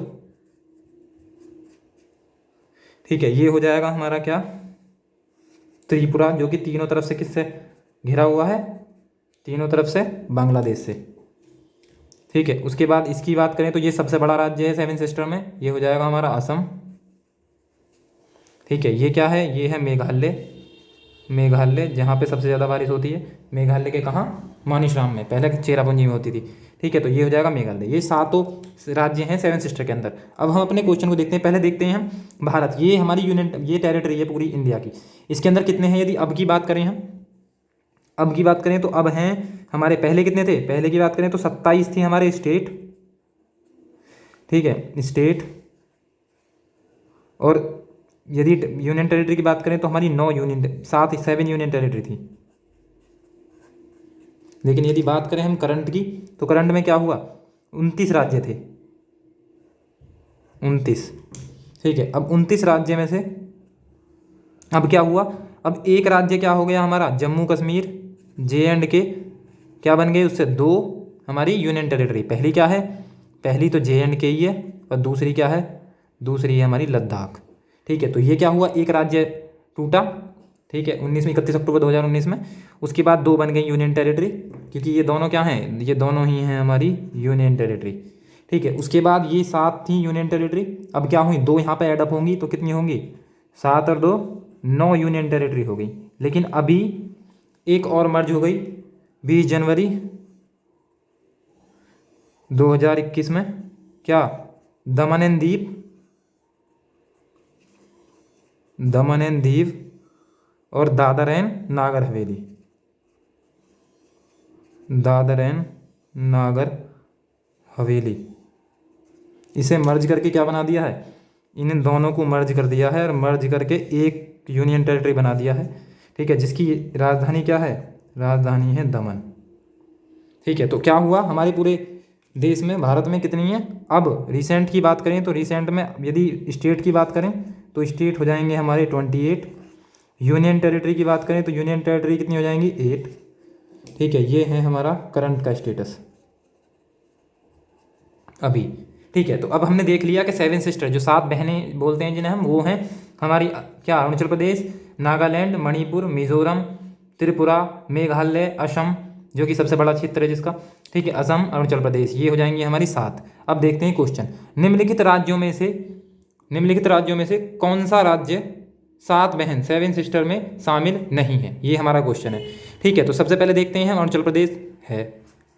ठीक है, फिर देखते हैं मिजोरम, मिजोरम भी है। उसके बाद असम, असम भी है। लेकिन सिक्किम, सिक्किम नहीं है। ठीक है, सिक्किम क्या है, मतलब कि 8वीं सिस्टर बनाने की मांग चल रही है, शायद बन भी गई, 8वीं सिस्टर बन गई सिक्किम। लेकिन यदि बात करें इसकी, पहले क्या था, ये इसका पार्ट नहीं था। सिक्किम की बात करें हम यदि, तो ये इसका पार्ट नहीं था।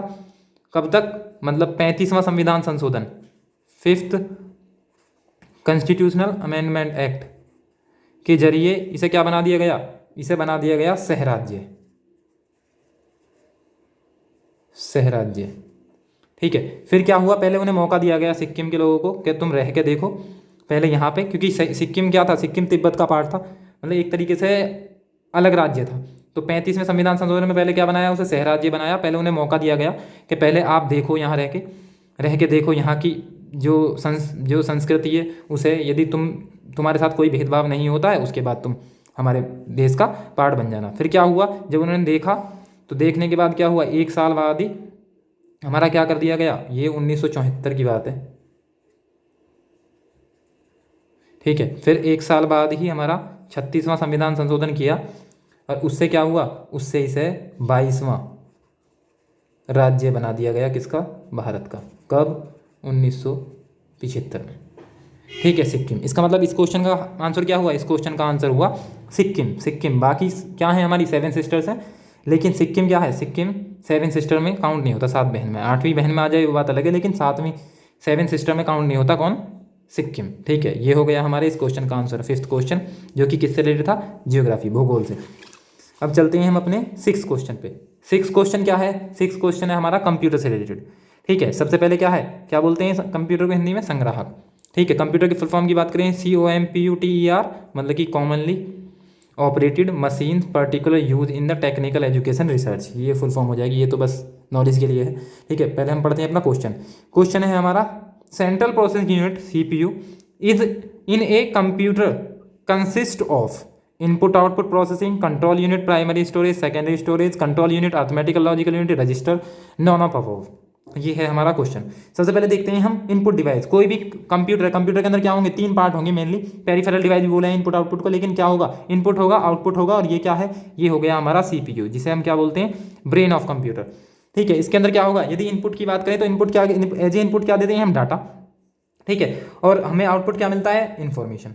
ठीक है, इनपुट डिवाइस बहुत सारी हैं, जैसे कि मान लिया एक डिवाइस हो गई कीबोर्ड, कीबोर्ड से हम इनपुट देते हैं। माउस हो गया हमारा, जॉयस्टिक हो गया, जॉयस्टिक से भी क्या देंगे हम, इनपुट देंगे। स्कैनर हो गया, स्कैनर। ठीक है, यदि बात करें आउटपुट की, आउटपुट पहले ज़माने में जब पिक्चर आई करती थी, उन्हें बोलते थे हम CRT, कैथोड रे ट्यूब। थोड़ा और डेवलप्ड हुए हम, तो हमने क्या यूज करना शुरू कर दिया, हमने यूज कर दिया LCD। बहुत मोटी मोटी आती थी पहले टीवी में। तो LCD क्या होगी, LCD की फुल फॉर्म, पहले ये बात करें CRT की तो कैथोड रे ट्यूब। बात करें LCD की तो लिक्विड क्रिस्टल डिस्प्ले। ठीक है, फिर तीसरी आउटपुट डिवाइस हो जाएगी हमारी, अब जो चल रही है क्या, LED मतलब लाइट इमिटिंग डायोड। बहुत लाइट होती हैं ये।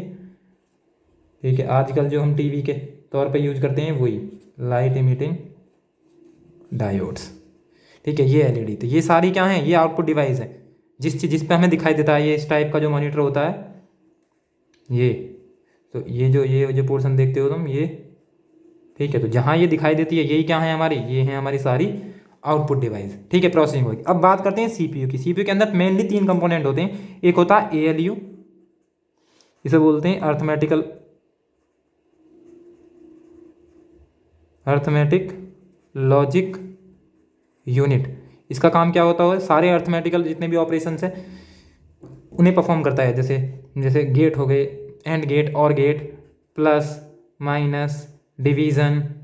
ठीक है, एंड गेट, एंड प्रोसेस या और, ये सब क्या हैं, ये सब हैं अर्थमेटिक लॉजिकल यूनिट के द्वारा ये परफॉर्म किए जाते हैं। दूसरी बात करें, दूसरा है हमारा प्रोसेसिंग, मतलब कि ये क्या हो जाएगा, ये हो जाएगी हमारी कंट्रोल यूनिट। सारी प्रोसेसिंग इसके थ्रू ही होंगी। फिर तीसरा हो जाएगा हमारा मेमोरी, वो भी इंटरनल मेमोरी, वो हो जाएगा हमारा रजिस्टर।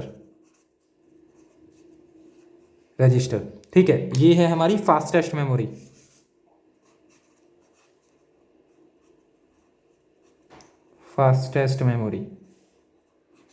ठीक है, यदि ऑप्शन में दिया हुआ है हमें रजिस्टर, कहीं मेंशन ही नहीं है, उसके बाद रजिस्टर, कैश मेमोरी दे रखा है हमें ऑप्शन में, तो सबसे फास्ट हो जाएगा कैश मेमोरी, यदि रजिस्टर ऑप्शन में नहीं है। लेकिन यदि रजिस्टर ऑप्शन में, तो सबसे फास्टेस्ट क्या हो जाएगा हमारा, रजिस्टर, जहाँ पे क्या होगा, डाटा स्टोर होगा, इंटरनल मेमोरी है। ठीक है, तो अब देखते हैं हम सेंट्रल प्रोसेसिंग, जो हमारा क्वेश्चन था। Computer consist of the input output processing है, लेकिन ये थोड़ा सिस्टमेटिक वे में नहीं है। दूसरा देखते हैं, control unit, primary storage, second storage इसका पार्ट है ही नहीं, वो तो एक्सटर्नल डिवाइस हो गई।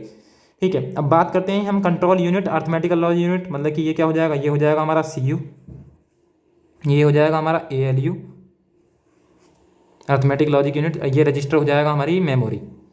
ठीक है, तो ये 3 चीज़ कंसिस्ट करता है। तो ठीक है, ये हमारा क्या हो जाएगा, हमारा थर्ड ऑप्शन हो जाएगा इसका आंसर। ठीक है, ये हो गया हमारा 6th क्वेश्चन, जो कि किससे रिलेटेड था, हमारा कंप्यूटर से रिलेटेड। अब चलते हैं हम अपने नेक्स्ट क्वेश्चन पे, जो कि है 7th क्वेश्चन। ठीक है, वो किससे रिलेटेड है, हमारा 7th क्वेश्चन है हमारा फिजिक्स से रिलेटेड, फिजिक्स, भौतिक विज्ञान से। ठीक है, बात करते हैं सबसे पहले क्वेश्चन क्या है, एक स्वस्थ मनुष्य के शरीर का ताप कितना होता है। ठीक है, टेम्परेचर में। अब जैसा कि हम जानते हैं टेम्परेचर की यूनिट्स हैं, मात्रक हैं, मात्रक। यदि एसआई की बात करें तो एसआई मात्रक तो सब जानते हैं, एसआई मात्रक वो होगा इसका केल्विन। लेकिन इसके अलावा भी क्या होंगे, इसके अलावा भी हमारा डिग्री सेल्सियस, डिग्री फ़ारेनहाइट भी क्या हैं, इसके मात्रक हैं, मतलब कि यूनिट्स हैं। ठीक है, अब जैसा कि हमने फॉर्मूला पढ़ा होगा 9th 10th में भी, एक फॉर्मूला होता है इसका C/5 F-32 divide by 9 equal to K-273 divide by 5। ये हमारा मेन फॉर्मूला है। ठीक है, यदि हमें कन्वर्जन चाहिए किस में, केल्विन से सेल्सियस में, तो क्या आ जाएगा, K इक्वल टू आ जाएगा C+273। ठीक है, और यदि हमें चाहिए किस में कन्वर्जन चाहिए हमें degree Celsius, temperature in degree Celsius divide by क्या हो जाएगा 5 equal to temperature in degree Fahrenheit -32 divide by हो जाएगा 9। तो ये क्या है, ये हो जाएगा relation between temperature in degree Celsius, temperature in degree Fahrenheit. ठीक है, अब इससे क्या करेंगे, जैसे कि हम जानते हैं कि मनुष्य के शरीर का ताप यदि डिग्री सेल्सियस में बात करें तो वो होगा 37 डिग्री सेल्सियस। अब यदि इस फॉर्मूले में इसे पुट करें, temperature in degree C 37 plus 273 तो कितना हुआ 310 K, मतलब कि केल्विन। ये आ गया ह्यूमन बॉडी का टेम्परेचर। अब यदि बात करें इसकी, तो इस फॉर्मूले के अकॉर्डिंग क्या होगा, पहले 37 divide by 5 equal to temperature in degree Fahrenheit -K32 divide by क्या हो जाएगा 9 उधर लेके जाएंगे तो क्या आएगा, ये आ जाएगा temperature in degree Fahrenheit equal to 9 आगे थोड़े 3 ठीक है, ये आ गया। और क्या आएगा, मल्टी डिवाइड बाई 5 और प्लस आ जाएगा हमारा 32। तो जब इसे यहाँ से काटेंगे तो ये आएगा हमारा 66.8।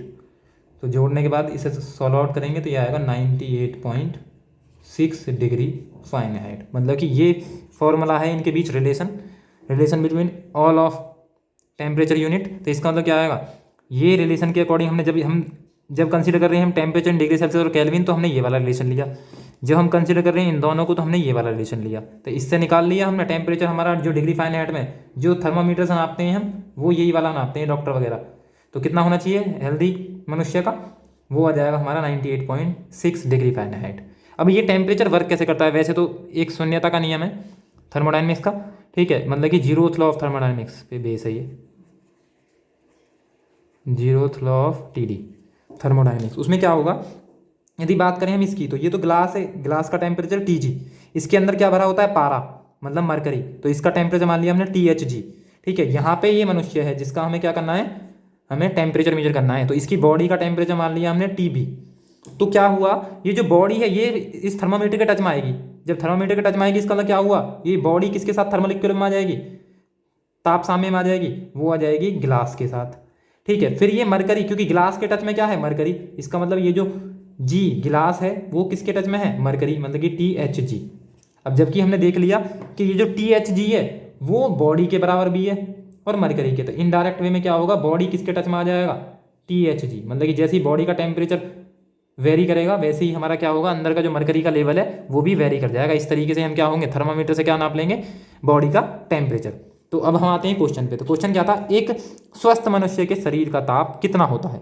ठीक है, तो उसमें हमने देखा कि क्या आया, पहले हमने देखा कि कितना होता है नॉर्मल टेम्परेचर बॉडी का, हेल्दी बॉडी का, वो होता है यदि डिग्री सेल्सियस में बात करें तो क्या होगा 37 डिग्री सेल्सियस। फिर हमने इसे केल्विन में कन्वर्ट किया तो 310 केल्विन आ गया। ठीक है, फिर हम बात करें हमने डिग्री फ़ारेनहाइट में इस फॉर्मूले का यूज करके किया तो 98.6 आ गया। तो ये भी, इसका मतलब इस क्वेश्चन का आंसर क्या हो जाएगा, इस क्वेश्चन का आंसर आ जाएगा ऑल ऑफ अबव, ये है इसका आंसर। ठीक है, अब ये हो गया फिजिक्स का क्वेश्चन, 7वां क्वेश्चन। अब चलते हैं हम अपने नेक्स्ट क्वेश्चन पे, वो है 8th क्वेश्चन। 8th क्वेश्चन है हमारा, आधुनिक आवर्त मॉडर्न पीरियड टेबल का प्रतिपादन किसने किया था। ठीक है, सबसे पहले हम समझते हैं पीरियड टेबल क्या है। पीरियड टेबल क्या है, हम 10th में 11th 12th में पढ़ते हैं, तो क्लासिफिकेशन ऑफ एलिमेंट के अंदर पढ़ेंगे हम, तत्वों के वर्गीकरण के अंदर, तत्वों के वर्गीकरण, क्लासिफिकेशन ऑफ एलिमेंट्स।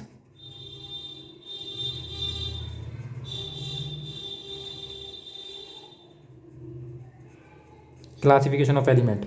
ठीक है, तो क्लासिफिकेशन सबसे पहले यदि बात करें, सबसे पहले जो क्लासिफिकेशन स्टार्ट किया था वो क्या था, डोबेराइनर ने।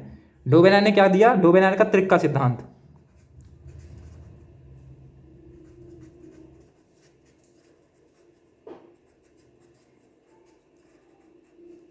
त्रिक का सिद्धांत,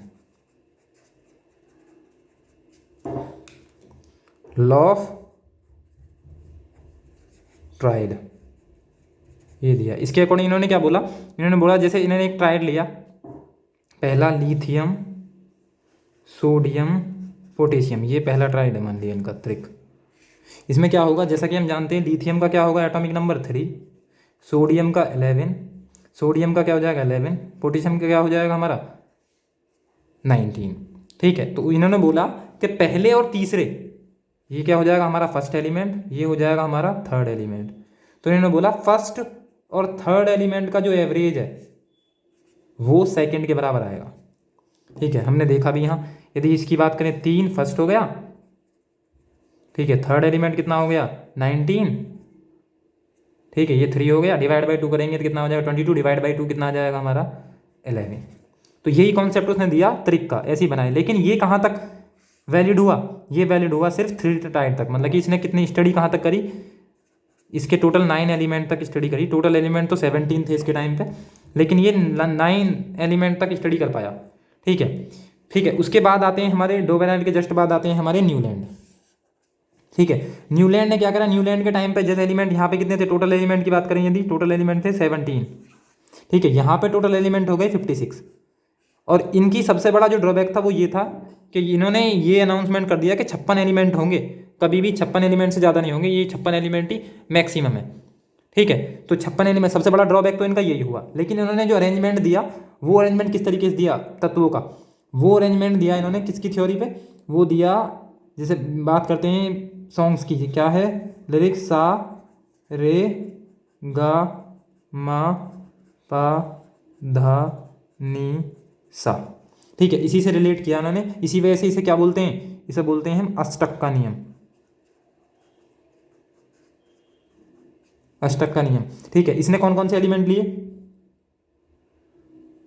lithium, beryllium, boron, carbon, nitrogen, oxygen, fluorine, neon, क्योंकि नियॉन उस टाइम पे था नहीं, तो क्या आ जाएगा यहाँ पे सोडियम। तो इसने जो देखा कि हर पहले एलिमेंट अपने 8वें एलिमेंट से समानता शो कर रहा है फिजिकली और केमिकली, भौतिक और रासायनिक गुण किसके साथ मिल रहे हैं, हर 8वें एलिमेंट के साथ मिल रहे हैं। तो इसे क्या बोला गया, अष्टक का नियम। तो दूसरे कौन आए हमारे, न्यूलैंड। ठीक है, अब न्यूलैंड हुआ, तत्वों के वर्गीकरण चल रहे हैं। वर्गीकरण का मतलब क्या हुआ, तत्वों के वर्गीकरण मतलब मान लिया पहले रैंडमली पढ़े हैं, मान लिया एक छोटा सा एग्जाम्पल लेते हैं किसी शॉप का। ठीक है, अब हम उस शॉप पे गए, शॉप पे जाने के बाद हमें चाहिए क्या, बिस्किट। अब हमने बिस्किट मांगा उनसे जाके, उन्होंने क्या हुआ, जैसे ही वो सामान लेके आए थे अपना सारा, उन्होंने ऐसे ही रैंडमली फेंक रखा है। तो मैंने यदि उनसे मान लिया बिस्किट्स मांगा गुड डे, गुड डे का। ठीक है, अब उन्होंने जो भी गुड डे, पार्ले सारे थे उनके पास, ब्रिटानिया, ठीक है, ओरियो सब थे। लेकिन क्या हुआ इसके केस में, इसके केस में उन्होंने देखा जब उन्होंने रैंडमली सब कुछ फेंका होता, जब वो ढूंढेंगे उसे तो जल्दी से आसानी से वो चीज़ मिल नहीं पाएगी। अब मिलेगी नहीं तब, क्योंकि कंज्यूमर के जो हमारा कस्टमर है उसके पास बिल्कुल भी पेशेंस है नहीं, तो वो तो आगे चला जाएगा, इसका मतलब कस्टमर भी गया और उसका सामान भी नहीं बिका। लेकिन यदि वही काम वो क्या करता, इसे एक प्रॉपर अरेंजमेंट में रखता, मान लिया गुड डे अलग, पार्ले अलग, ब्रिटानिया अलग, ओरियो अलग, एक अरेंजमेंट, एक प्रॉपर अरेंजमेंट में रखता, तो इससे क्या होता, इससे उन्हें ढूंढने में आसानी होती, फट से 2 सेकंड में वो उठाता उस प्रोडक्ट को और कंज्यूमर को दे देता, पैसे लेता और वो चला जाता। इसका मतलब क्या होता, जो कंज्यूमर की नीड है वो भी सेटिस्फाई हो जाती, और जो जिस काम के लिए उसने ला के रखा है उन्हें बेचने के लिए, वो भी हो जाता। ठीक है, तो तत्वों के वर्गीकरण से क्या होगा, क्लासिफिकेशन एलिमेंट से क्या होगा, आसानी हो जाती है चीज़ों को क्लासीफाई करने के लिए। ठीक है, तो वो हो गया। तो पहला किसने किया, पहला कर दिया हमारा डोबेराइनर ने। उसके बाद दूसरे कौन आए, अष्टक का नियम दिया किसने, हमारे न्यूलैंड ने। फिर तीसरे आए हमारे मेंडलीफ। ठीक है, यदि मेंडलीफ की बात करें हम, मेंडलीफ ने क्या किया, मेंडलीफ को ही बोला जाता है फादर ऑफ पीरियोडिक टेबल।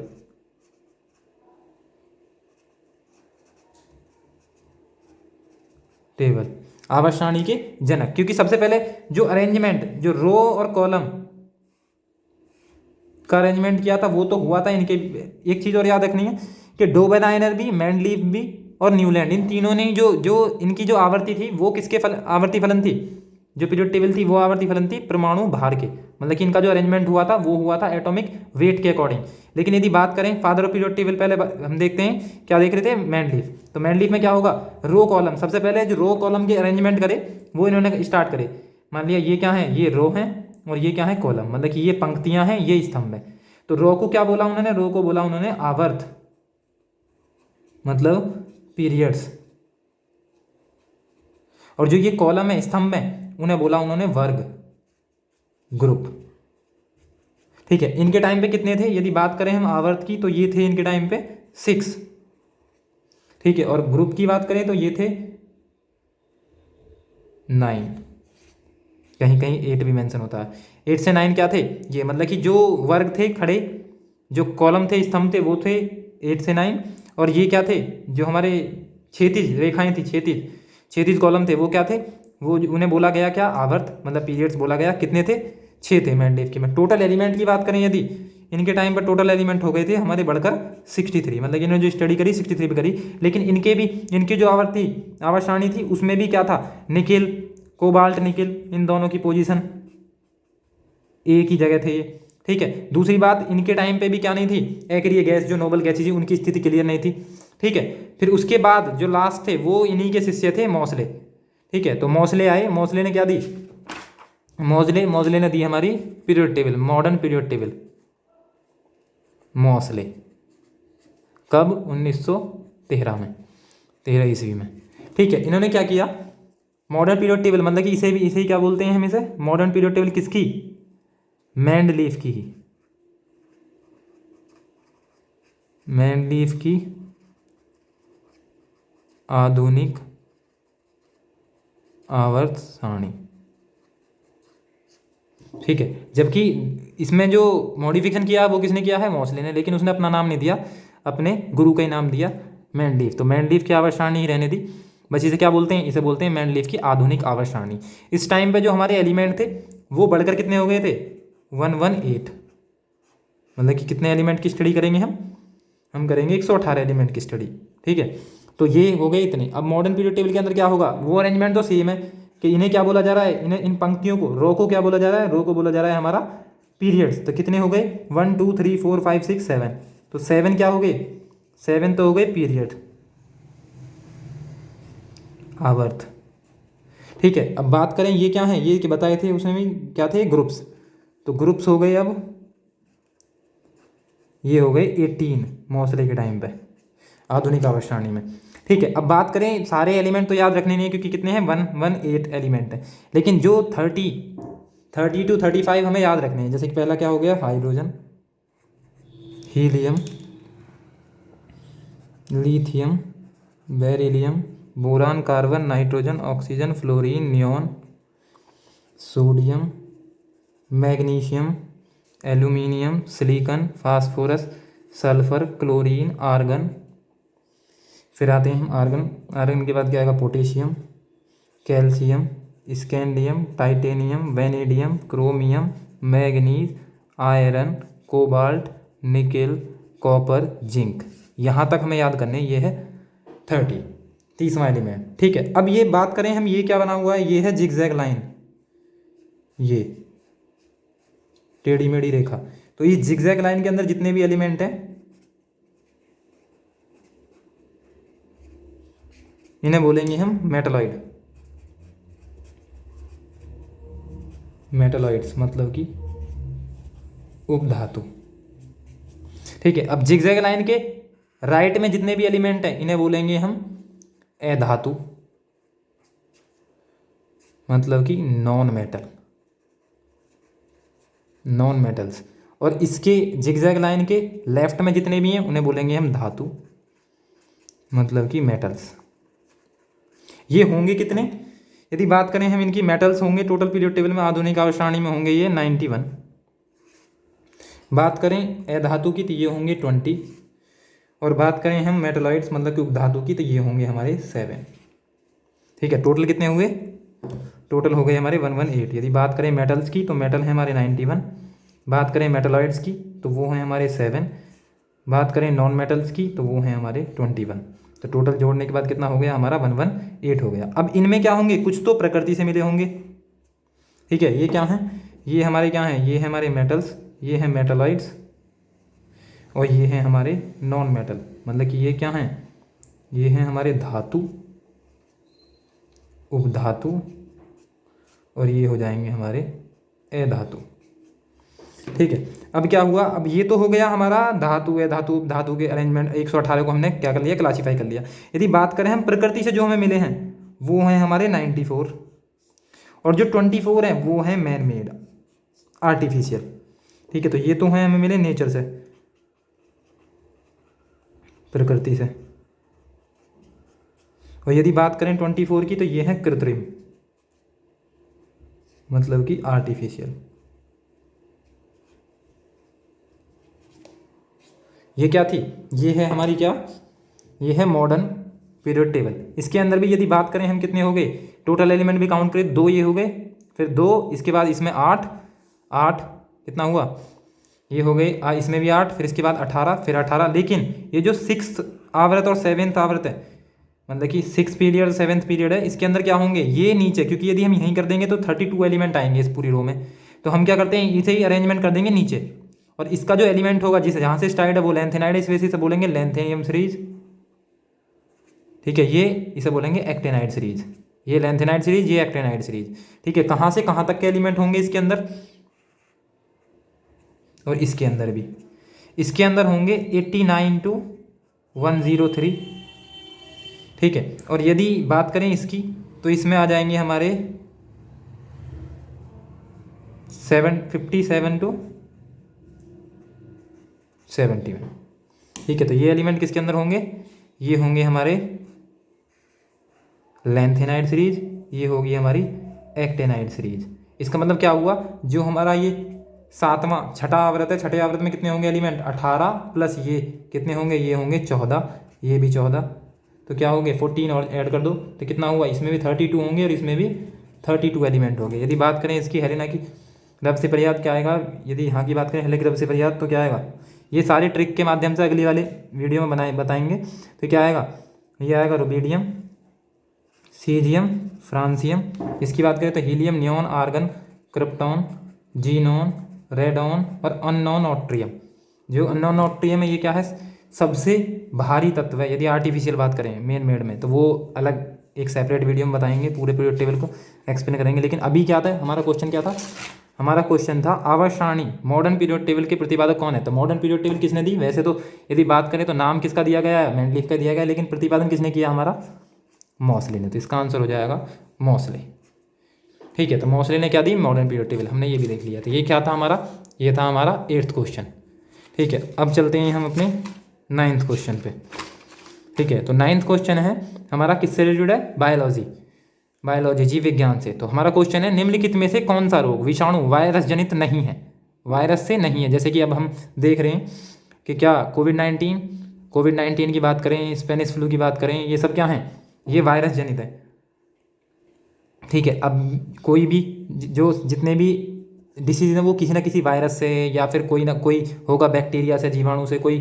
होगा फफूंद से जनित होगा, मतलब फंगस से, या फिर प्रोटोजोआ परजीवी, ठीक है। तो हम क्या देखते हैं, सबसे पहले ऑप्शन है हमारे Spanish flu, swine flu, corona virus, pneumonia. इनमें से कौन सा वायरस जनित नहीं है, इसकी बात करते हैं। तो सबसे पहले ट्रिक देखते हैं। सबसे पहली ट्रिक है हमारी बैक्टीरिया से होने वाले रोगों की।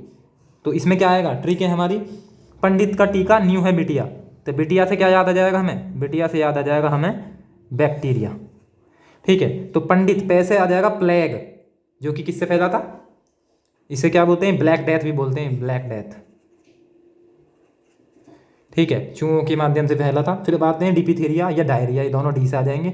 उसके बाद ट्रिक में यदि तय की बात करें, तय से आ जाएगा तपेदिक, क्षय रोग या टीबी, ठीक है। फिर बात करते हैं दूसरे टी की, तो इस टी से बना हमारा टीटनस, ठीक है। फिर आते हैं निमोनिया, न्यू से क्या बन गया, निमोनिया, ठीक है। फिर उसके बाद आता है से बन जाएगा हमारा हैजा, ठीक है। तो ये क्या हुआ, ये जितने भी रोग हैं ये कैसे जनित हैं, ये जीवाणु जनित है, मतलब कि बैक्टीरिया जनित है सारे। बात करें हम फफूंद की, फंगस की, तो फंगस से होने वाले रोगों की ट्रिक क्या है, गंजा दामाद खाए फ्रूट। तो गंजा से क्या याद आ जाएगा हमें, गंजापन, दा से दाद याद आ जाएगा, दूसरे दे से क्या आ जाएगा, दमा, फिर खाए से खाज, खुजली, उसके बाद फ्रूट से आ जाएगा हमें एथिल फ्लूट याद। मतलब कि ये ट्रिक किसकी है, ये है फफूंद, फंगस से होने वाले रोगों की ट्रिक है।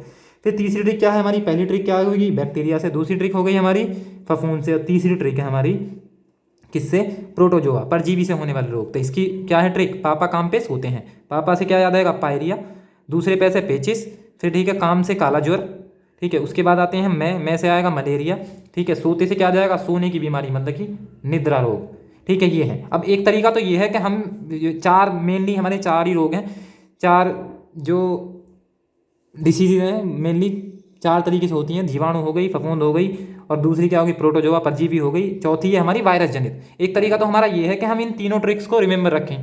पंडित का टीका न्यू है बिटिया, दूसरा गंजा दामाद खाए फ्रूट, फिर तीसरा हो जाएगा पापा काम पे सोते हैं। इन तीनों ट्रिक को याद कर लें, इसके अलावा जो भी बचा सब क्या हो जाएगा, हमारा वायरस से हो जाएगा। तीसरा तरीका ये है कि हम वायरस की भी क्या होगा, वायरस को भी हम ट्रिक से याद कर लें। तो ये है हमारी वायरस से होने वाले प्रमुख रोगों की ट्रिक। तो क्या है ट्रिक है हमारी, रेखा, रेखा हमें हिट करके पोइछे छोड़ गई, पोइछे, पोइछे को रिलेट करेंगे हम पीछे से, छोड़ गई मतलब गई, ये वाली गई रिलेट करेंगे। तो सबसे पहले इसमें देखते हैं रे से क्या आएगा, रे से हमें याद आ जाएगा रेबीज, जैसा कि हम जानते हैं कुत्ते के काटने से होता है ये। हाइड्रोफोबिया मतलब कि इसमें पानी से डर लगने लगता है। फिर बात करते हैं खे से, खे से याद आ जाएगा खसरा, ठीक है। फिर है से आ जाएगा हमारा हर्पिस, मैं से याद आ जाएगा हमें मेनिंजास्टिस, मतलब कि एक तरीके से मस्तिष्क का रोग है ये। फिर उसके बाद बात करते हैं है से आ जाएगा हेपेटाइटिस, जो कि यकृत से रिलेटेड रोग है, हेपेटाइट ए बी सी डी सुना होगा। उसके बाद टे की बात करते हैं, ये आ जाएगा ट्रोकोमा, ठीक है, ट्रोकोमा ये आँख से रिलेटेड रोग है। उसके बाद बात करें पोइछे, पोइछे में पो का मतलब है, पो को रिलेट करेंगे हम पोलिया से, पोलियो। फिर ए को रिलेट करेंगे हम एड्स से, जो कि किससे होता है, HIV वायरस से होता है। उसके बाद चे की बात करें, चे से क्या आ जाएगा, ये आएगा चेचक, चिकन पॉक्स। सबसे पहले जो टीका खोजा गया था वो इसी का खोजा गया था, चेचक का, ठीक है। उसके बाद बात करें यदि हम छोटी माता, स्मॉल पॉक्स हो गया, ये भी इसी के अंदर आ जाएगा। फिर आते हैं हमारा डेंगू, डे से हो जाएगा डेंगू ज्वर। उसके बाद गै से आ जाएगा गलसोद या गलसुआ। उसके बाद ई, जो ये वाली ई है, इस ई से आ जाएगा इन्फ्लुएंजा या फ्लू। जितने भी फ्लू वायरस है, जैसे मान लिया दो फ्लू हैं, मान लिया N1H1 वायरस, N1H1 वायरस से दो फ्लू होते हैं, जैसे मान लिया स्पेनिश फ्लू, स्पेनिश फ्लू हो गया, या हमारा स्वाइन फ्लू हो गया, स्वाइन फ्लू। स्पेनिश फ्लू की बात करें तो स्पेनिश फ्लू कब आया था, स्पेनिश फ्लू आया था 1918 to 20 के बीच, ठीक है। यदि भारत की बात करें तो भारत में लगभग 1.75 करोड़ डेथ हुई थी इस फ्लू से, स्पेनिश फ्लू से डेथ थी इतनी, जबकि उस टाइम की भारत की जो जनसंख्या थी वो थी हमारी 25 करोड़, मतलब कि लगभग अप्रॉक्स 6%, 5 to 6% डेथ हुई थी इससे, स्पेनिश फ्लू से। लेकिन इसे क्या बोलते हैं हम, इसे बोलते हैं, स्पेनिश फ्लू को बोलते हैं हम फॉरगेटन डिसीज,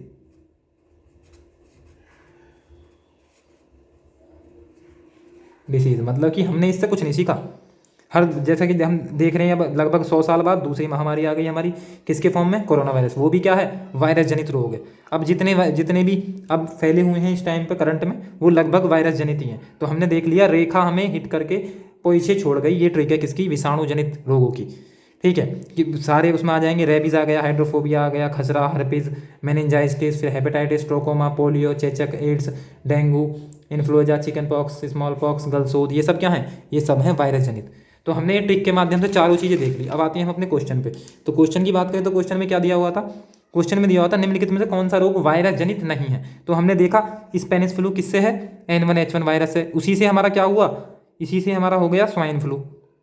बात करें स्पेनिश की, स्पेनिश फ्लू कब आया था, 1918 में आया था, स्पेन से इसकी स्टार्टिंग हुई थी, 1918-20 में आया था। यदि बात करें स्वाइन फ्लू तो लगभग 2009 के पास आया था। कोरोना वायरस की बात करें तो कोरोना वायरस कौन सा, एक वायरस ये है कोविड, जो कोरोना वायरस है। कोरोना वायरस क्या है, इसका नाम यदि रासायनिक नाम की बात करें तो ये है हमारा साइंटिफिक नेम की बात करें तो ये है कोव सार्स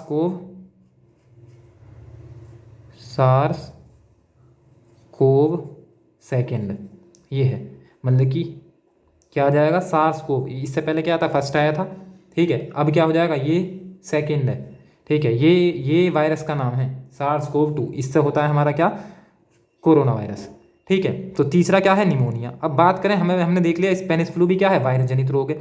स्वाइन फ्लू ये भी वायरस जनित रोग है। कोरोना वायरस अब फैला हुआ है, वो भी क्या है, वायरस जनित रोग है। इसका मतलब हमारे पास एक ही ऑप्शन बचता है, निमोनिया। और निमोनिया हमने अभी पढ़ा कहाँ, बैक्टीरिया के अंदर। ठीक है, इसका मतलब क्या है, निमोनिया क्या है, बैक्टीरिया जनित रोग है। इसका मतलब इसका सही आंसर क्या हो जाएगा 9th क्वेश्चन का, ये हो जाएगा हमारा निमोनिया। ठीक है, अब बढ़ते हैं हम अपने नेक्स्ट क्वेश्चन पे। ठीक है, तो वो है हमारा 10th क्वेश्चन। ठीक है, 10th क्वेश्चन हमारा रिलेटेड किससे है, हमारा है इंग्लिश ग्रामर से, इंग्लिश। ठीक है, अब 10th क्वेश्चन पे आते हैं। 10th क्वेश्चन में सबसे पहले हम क्या क्या रहे हैं इंग्लिश में, वो पढ़ेंगे हम स्पॉटिंग एरर। ठीक है, पहला क्वेश्चन लिया हमने, Mansi is always going to college by bus. इनमें से कौन सा, इसमें से देखो कौन सा इनकरेक्ट है। ठीक है, फिर उसके करेक्ट है। ठीक है, कौन सा इनमें से कौन सा करेक्ट है, ये चेक करना है, करेक्ट वन देखना है। तो क्या होगा, Mansi is always going to college by bus, Mansi is always goes to college by bus, Mansi are always going to college by bus, फिर उसके बाद Mansi always goes to college by bus. ये है। अब इस पर से देखना है, उससे पहले क्या जान लेते हैं हम, कुछ रूल्स देख लेते हैं। पहले सबसे पहले क्या जानेंगे हम, यदि कोई भी रेगुलर एक्शन है, कुछ भी, जैसे मैं सुबह जल्दी उठता हूँ, उसके बाद खाता हूँ, पीता हूँ, नहाता हूँ, धोता हूँ, ये सब क्या है, ये सब रेगुलर एक्शन है। ठीक है, या कोई इर्रेगुलर एक्शन है। ठीक है, अचानक से कोई चीज़ हो गई, या फिर हमारी हैबिट है, मतलब कि हमारी आदतें। ठीक है, या मान लिया न्यूज़पेपर की हेडलाइंस है, न्यूज़पेपर में आर्टिकल्स हैं, ये हो गए। या स्पोर्ट्स की, जो स्पोर्ट्स में कमेंट्री होती है वो। या फिर कोई यूनिवर्सल ट्रुथ है, जैसे कि सूर्य कहाँ से निकलता है, पूरब से निकलता है, ये क्या है, यूनिवर्सल फैक्ट है। ठीक है, कभी चेंज नहीं होगा। इसका मतलब ये सारे, यदि इनमें से कोई सी भी चीज़ आ जाती है, तो वो टेंस हमेशा किस में बनेगा, वो टेंस हमेशा बनेगा प्रेजेंट इंडेफिनिट में।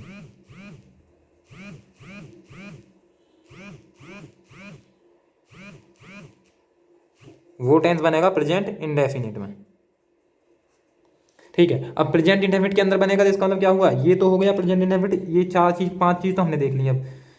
ठीक है, क्या हो गया, रेगुलर एक्शन होना चाहिए, नियमित कार्य, अनियमित कार्य हो, हैबिट आदतें हो, या न्यूज़पेपर के आर्टिकल्स हेडलाइंस हो, स्पोर्ट्स की कमेंट्री हो, या फिर यूनिवर्सल ट्रुथ हो, सार्वभौमिक सत्य हो। सारे के सारे यदि इनमें से कोई सी चीज़ दिखती है हमें टेंस में, तो हम सीधा क्या लगाएंगे, प्रेजेंट इंडेफिनिट लगा देंगे।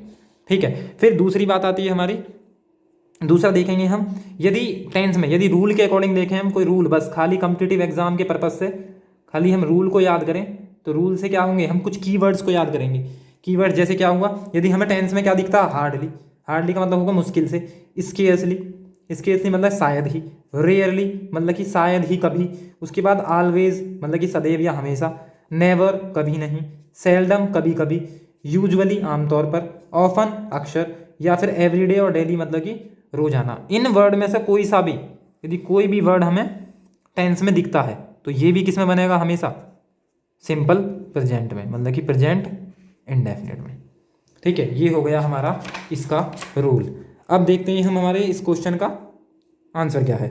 सबसे पहले देखा हमने, मानसी इज ऑलवेज गोइंग। पहली बात तो जैसे ही हमने ऑलवेज देखा, ऑलवेज देखते ही हमारा किस में होना चाहिए, सेंटेंस, तुरंत हमें पता चली कि ये प्रेजेंट इंडेफिनिट में होना चाहिए। लेकिन ये दे किस में रखा है, ये दिया हुआ है हमारा प्रेजेंट कंटिन्यूस में, क्योंकि यहाँ पे क्या है, यहाँ पे इज दिया हुआ और यहाँ पे वर्ब की फोर्थ फॉर्म दी हुई है।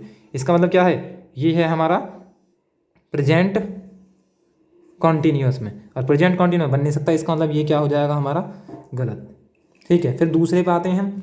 दूसरा क्वेश्चन है हमारा, Mansi is always goes. Is आ रहा है यहाँ, और इज के साथ क्या लगा दी, गोज, वर्ब की फिफ्थ फॉर्म। तो ये भी क्या है, अब ये फर्स्ट फॉर्म सेकंड फॉर्म क्या है, जैसे यदि बात करें हम, गो मीन्स जाना, गो की सेकंड फॉर्म हो जाएगी वेंट, फिर थर्ड फॉर्म हो जाएगी गॉन, फोर्थ फॉर्म हो जाएगी हमारी, फोर्थ फॉर्म का मतलब है आईएनजी फॉर्म, मतलब कि गोइंग। फिर यदि बात करें हम फिफ्थ फॉर्म की, तो ये हो जाएगी हमारी गोज। तो यही फॉर्म शॉर्ट में बोल रहा हूँ मैं, गो है मतलब इसकी फर्स्ट फॉर्म, ये सेकेंड फॉर्म, ये थर्ड फॉर्म, यही टर्मिनोलॉजी यूज करेंगे हम, ये फोर्थ फॉर्म और ये है हमारी फिफ्थ फॉर्म। ठीक है, और यदि हम बात करते हैं, जैसे मैंने बोला, सिंपली देखते हैं, जैसे कि हमने बोला वह खाती है, तो वह खाती का मतलब क्या है, सी ईट्स, यही आएगा, सी ईट्स, वह खाती है। इसका मतलब ये हुआ कि सी क्या है, सी है सिंगुलर, और जबकि ईट क्या है, वर्ब हमेशा क्या होगी, खुद में वर्ब हमेशा प्लूरल होती है, तो उसमें हमने एस ई एस लगा के इसे भी क्या बना दिया, सिंगुलर। तो ये अब सब्जेक्ट वर्ब एग्रीमेंट को फॉलो कर रही है, इसका मतलब सिंगुलर के साथ एस ई एस लगेगा। ठीक है, यदि यहाँ पे होता वे खाते हैं तो हम सीधा लगाते दे ईट, क्योंकि अब ये भी प्लूरल है और ईट वर्ब खुद में क्या होती है, हमेशा प्लूरल ही होती है। जैसे कि एग्जाम्पल, छोटा सा एग्जाम्पल लेते हैं, जैसे मान लिया हमने लिया बॉयज़, बॉय, बॉय क्या है, बॉय है सिंगुलर क्योंकि ये नाउन है। ठीक है, अब यदि मुझे इसका सब्जेक्ट है, इसका यदि मुझे प्लूरल बनाना तो मैं क्या कर दूंगा, मैं कर दूंगा इसका बॉयज़। ठीक है, तो ये अब हो गया प्लूरल। लेकिन यही सेम चीज़ यदि बात करें हम वर्ब के केस में, वर्ब के केस में यदि मैंने लिखा हुआ है गो, तो ये खुद में प्लूरल है हमेशा, कोई भी वर्ब यदि मैंने इसमें एस ई एस लगा दिया तो एस ई एस लगाते ही ये क्या हो जाएगा हमारा, ये हो जाएगा हमारा तुरंत सिंगुलर, मतलब कि जस्ट उल्टा है नाउन से वर्ब के केस में। मतलब इसमें एस ई एस लगाने के बाद क्या हो जा रहा है, प्लूरल, लेकिन इसमें एस ई एस लगाने के बाद क्या हो जा रहा है, हमारा वर्ब सिंगुलर हो जा रही है। ठीक है, तो अब हमें इसके बारे में सारा पता चल गया, इसका मतलब ये भी गलत है। फिर मानसी आर ऑलवेज, मानसी क्या है, मानसी एक लड़की है, सिंगुलर है, तो इसके साथ आर तो आ ही नहीं सकता, तो ये भी क्या हो गया, ये भी हमारा गलत हो गया। ठीक है, अब हम चौथे पे देखते हैं, वैसे तो ये सही होगा लेकिन देखते हैं। मानसी, मानसी के साथ आया ऑलवेज, जब भी ऑलवेज आएगा तो मानसी जाती है हमेशा कॉलेज किसके द्वारा, बस के द्वारा, तो इसका मतलब क्या हुआ, मानसी ऑलवेज, ऑलवेज आती है, हमने क्या कर दिया, वर्ब की फिफ्थ फॉर्म, मतलब कि क्या बना दिया, सिंपल, क्योंकि ये सिंगुलर है, सिंगुलर के साथ क्या आएगी हमारी, एस ई एस आएगी, इसका मतलब ये हो गया हमारा सिंपल टेंस, सिंपल प्रेजेंट। तो सिंपल प्रेजेंट के केस में हमने goes to college by bus ये देख लिया, तो ये हो गया हमारा इस क्वेश्चन का आंसर। ठीक है, Mansi always goes to college by bus. ठीक है, ये हो गया हमारे 10वें क्वेश्चन का आंसर। अब चलते हैं हम 11वां क्वेश्चन, जो कि रिलेटेड है किससे, हिंदी से। ठीक है, ठीक है, अब देखते हैं हम क्या है क्वेश्चन। क्वेश्चन है पहला, निम्नलिखित कथन में से असत्य कथन है। ठीक है, कथन दिए हुए हैं, हिंदी व्याकरण में री ध्वनि व्यंजन है। ठीक है, दूसरा कथन सेकंड दिया हुआ है हमारा, त्रय ग श्री या श्रय बोल सकते हैं, ये झ, ये क्या है, ये संयुक्त व्यंजन है, ये बोल रखा है, जबकि ये क्या है, जय झंडा, ये क्या है, ये हमारा एक नॉर्मल व्यंजन है। फिर कथन थर्ड की बात करें तो मूल स्वरों की संख्या कितनी होती है, 4। ये देखते हैं, अब हमें छांटना क्या है, जो असत्य कथन है, असत्य कथन। सबसे पहले हम देखते हैं वर्ण तालिका। वर्ण तालिका में क्या होगा, सबसे पहले स्वर, वोवेल्स। ठीक है, हिंदी वर्णमाला में। ठीक है, स्वर को बोलते हैं, स्वर को अज भी बोलते हैं, व्यंजन को हल बोलते हैं। तो स्वर यदि मिलनी देखा जाए तो स्वर को क्लासीफाई किया 2 भागों में। क्या आएगा, पहले, यदि इससे भी पहले हम इन पे जाने से पहले इसे बेसिक से समझते हैं। जैसे हमने इंग्लिश वर्डमाला में पढ़े हैं, क्या वोवेल्स, उन्हें बोलते हैं स्वर, हिंदी में इन्हें क्या बोल देंगे, अज और हल। ठीक है, फिर व्यंजन कॉन्सोनेंट, तो हमें पता है इंग्लिश वर्णमाला में कितने होंगे, 5 होंगे हमारे वोवेल्स। ठीक है, और बाकी के बचे हुए कितने हुए, 21, वो जाएंगे हमारे कॉन्सोनेंट। ठीक है, मतलब कि टोटल होंगे 26। 26 का ही दुगना कर दो तो क्या आ जाएंगे हमारे, टोटल आ जाएंगे 52। ये होंगे टोटल वर्ण किसमें, हिंदी वर्णमाला में, दुगना करते ही। अब आते हैं हिंदी वर्ण तालिका। हिंदी वर्ण तालिका में क्या होंगे, स्वर। तो स्वर स्टार्टिंग जो 11 हैं वो हैं ए, आ, ई, ये ई है, ई छोटी। ठीक है, ये नहीं आएगा। ठीक है, अब यदि बात करें ई, ये है ई, ऊ, री, ए, ओ, औ, ये हो गए। तो ये क्या है, ये सारे के सारे क्या हैं हमारे, कितने हो गए, ये हो गए 11। ये हो गए हमारे स्वर।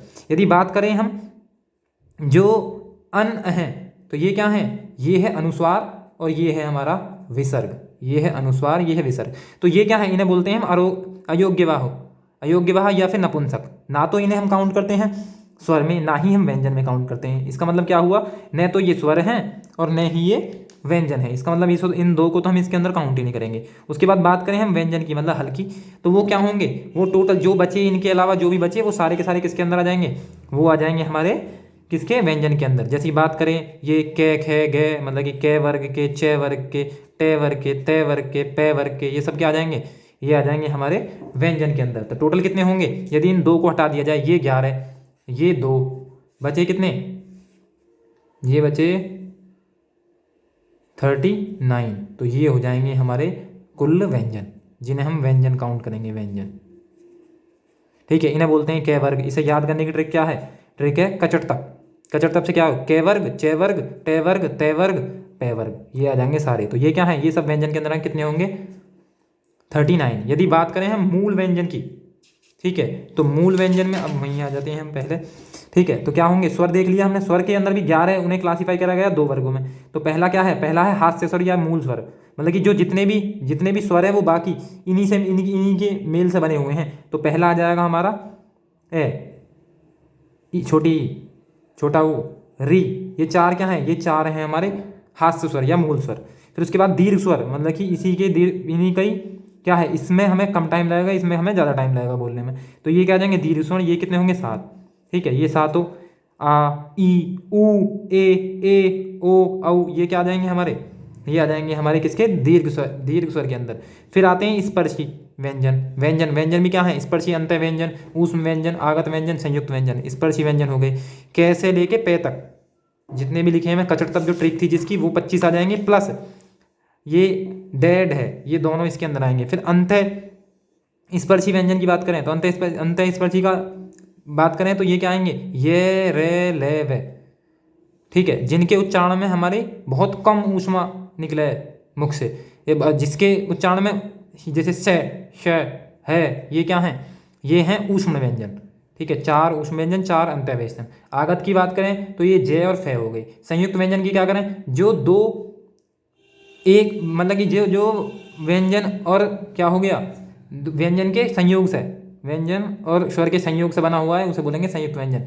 इसके अंदर क्या है, ये चारों क्या हैं, त्रय हो गया, ज्ञ हो गया, ये हैं हमारे संयुक्त व्यंजन, ठीक है। यदि बात करें संयुक्त व्यंजन की तो टोटल यदि इन्हें हम ऐड करें तो क्या हो जाएगा, 7 4 11, जबकि हमने 11 पहले से ही बोला है, ठीक है। अब यदि बात करें व्यंजनों की संख्या तो 11 ये हो गए, टोटल कितने बचे, यदि 52 करना है हमें, टोटल 52 होते हैं तो क्या हुए 41, लेकिन 41 में से 39 हमारे व्यंजन है, क्योंकि 2 तो हमने क्या कर दिया, ना तो व्यंजन थे ना वो स्वर थे, अनुस्वार और विसर्ग, ठीक है। फिर मूल स्वर की बात करें, मूल स्वर क्वेश्चन में पूछा जाए तो मूल स्वर हमारे जो मूल स्वर है वो हैं 4, लेकिन मूल वर्णों की संख्या पूछी जाए तो वो हो जाएगी स्वर प्लस ये, तो कितना हो जाएगा, ये हो जाएगा 11, ठीक है। फिर उसके बाद 31, 11 क्या थे हमारे स्वर थे, 33 हो जाएगा, ये है मूल व्यंजन, तो क्या हो जाएंगे, ये हो जाएंगे 44, ठीक है। यदि बात करें खाली ये मूल वर्ण है, यदि बात करें खाली मूल व्यंजन की तो मूल व्यंजन हो जाएंगे हमारे 33, ठीक है। अब आते हैं हम अपने क्वेश्चन पे।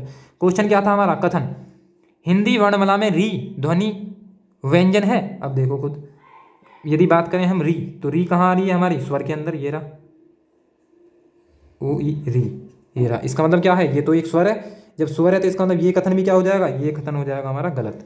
अब कथन 2 में आते हैं, त्री, ये चारों क्या हैं, इन चारों में बस यदि झ की बात करें तो झ क्या है, झ है हमारा व्यंजन, वो भी कैसा, यदि व्यंजन की बात करें तो क्या आ जाएगा, वो स्पर्शी व्यंजन। लेकिन बाकी के यदि बाकी 3 की बात करें तो ये क्या हैं, ये हैं हमारे संयुक्त व्यंजन, इसके अंदर आएंगे, ठीक है। तो उसने बोला है सारे ने को संयुक्त व्यंजन, जबकि ये वाला पोर्शन क्या आएगा, ये आ जाएगा हमारा स्पर्शी व्यंजन, इसके अंदर आएगा। इसका मतलब ये भी क्या हो गया, ये भी हमारा गलत हो गया। अब बात करते हैं कथन तीसरा, तो इसमें क्या है, मूल स्वरों की संख्या, जैसे कि हमने बोला है मूल स्वरों की संख्या क्या है, 4, तो ये हो गया सही। अब पूछा क्या है उसने पूछा है कि निम्न में से कौन सा कथन असत्य है, तो इसका मतलब इसमें ऑप्शन होगा असत्य सतन का। इसका आंसर क्या हो जाएगा, इसका आंसर हो जाएगा हमारा कथन फर्स्ट एंड सेकंड, ये हमारा आंसर है इस क्वेश्चन का, ठीक है। तो हमने हिंदी भी, ये हमारा क्या था, ये हमारा 11th क्वेश्चन था हिंदी से रिलेटेड, हिंदी व्याकरण से, ठीक है। यहीं क्या होता है इस वीडियो का लास्ट, हमने 11 क्वेश्चन जो सुपर 11 क्वेश्चन थे वो हमने कर लिए सारे टॉपिक से रिलेटेड, ठीक है।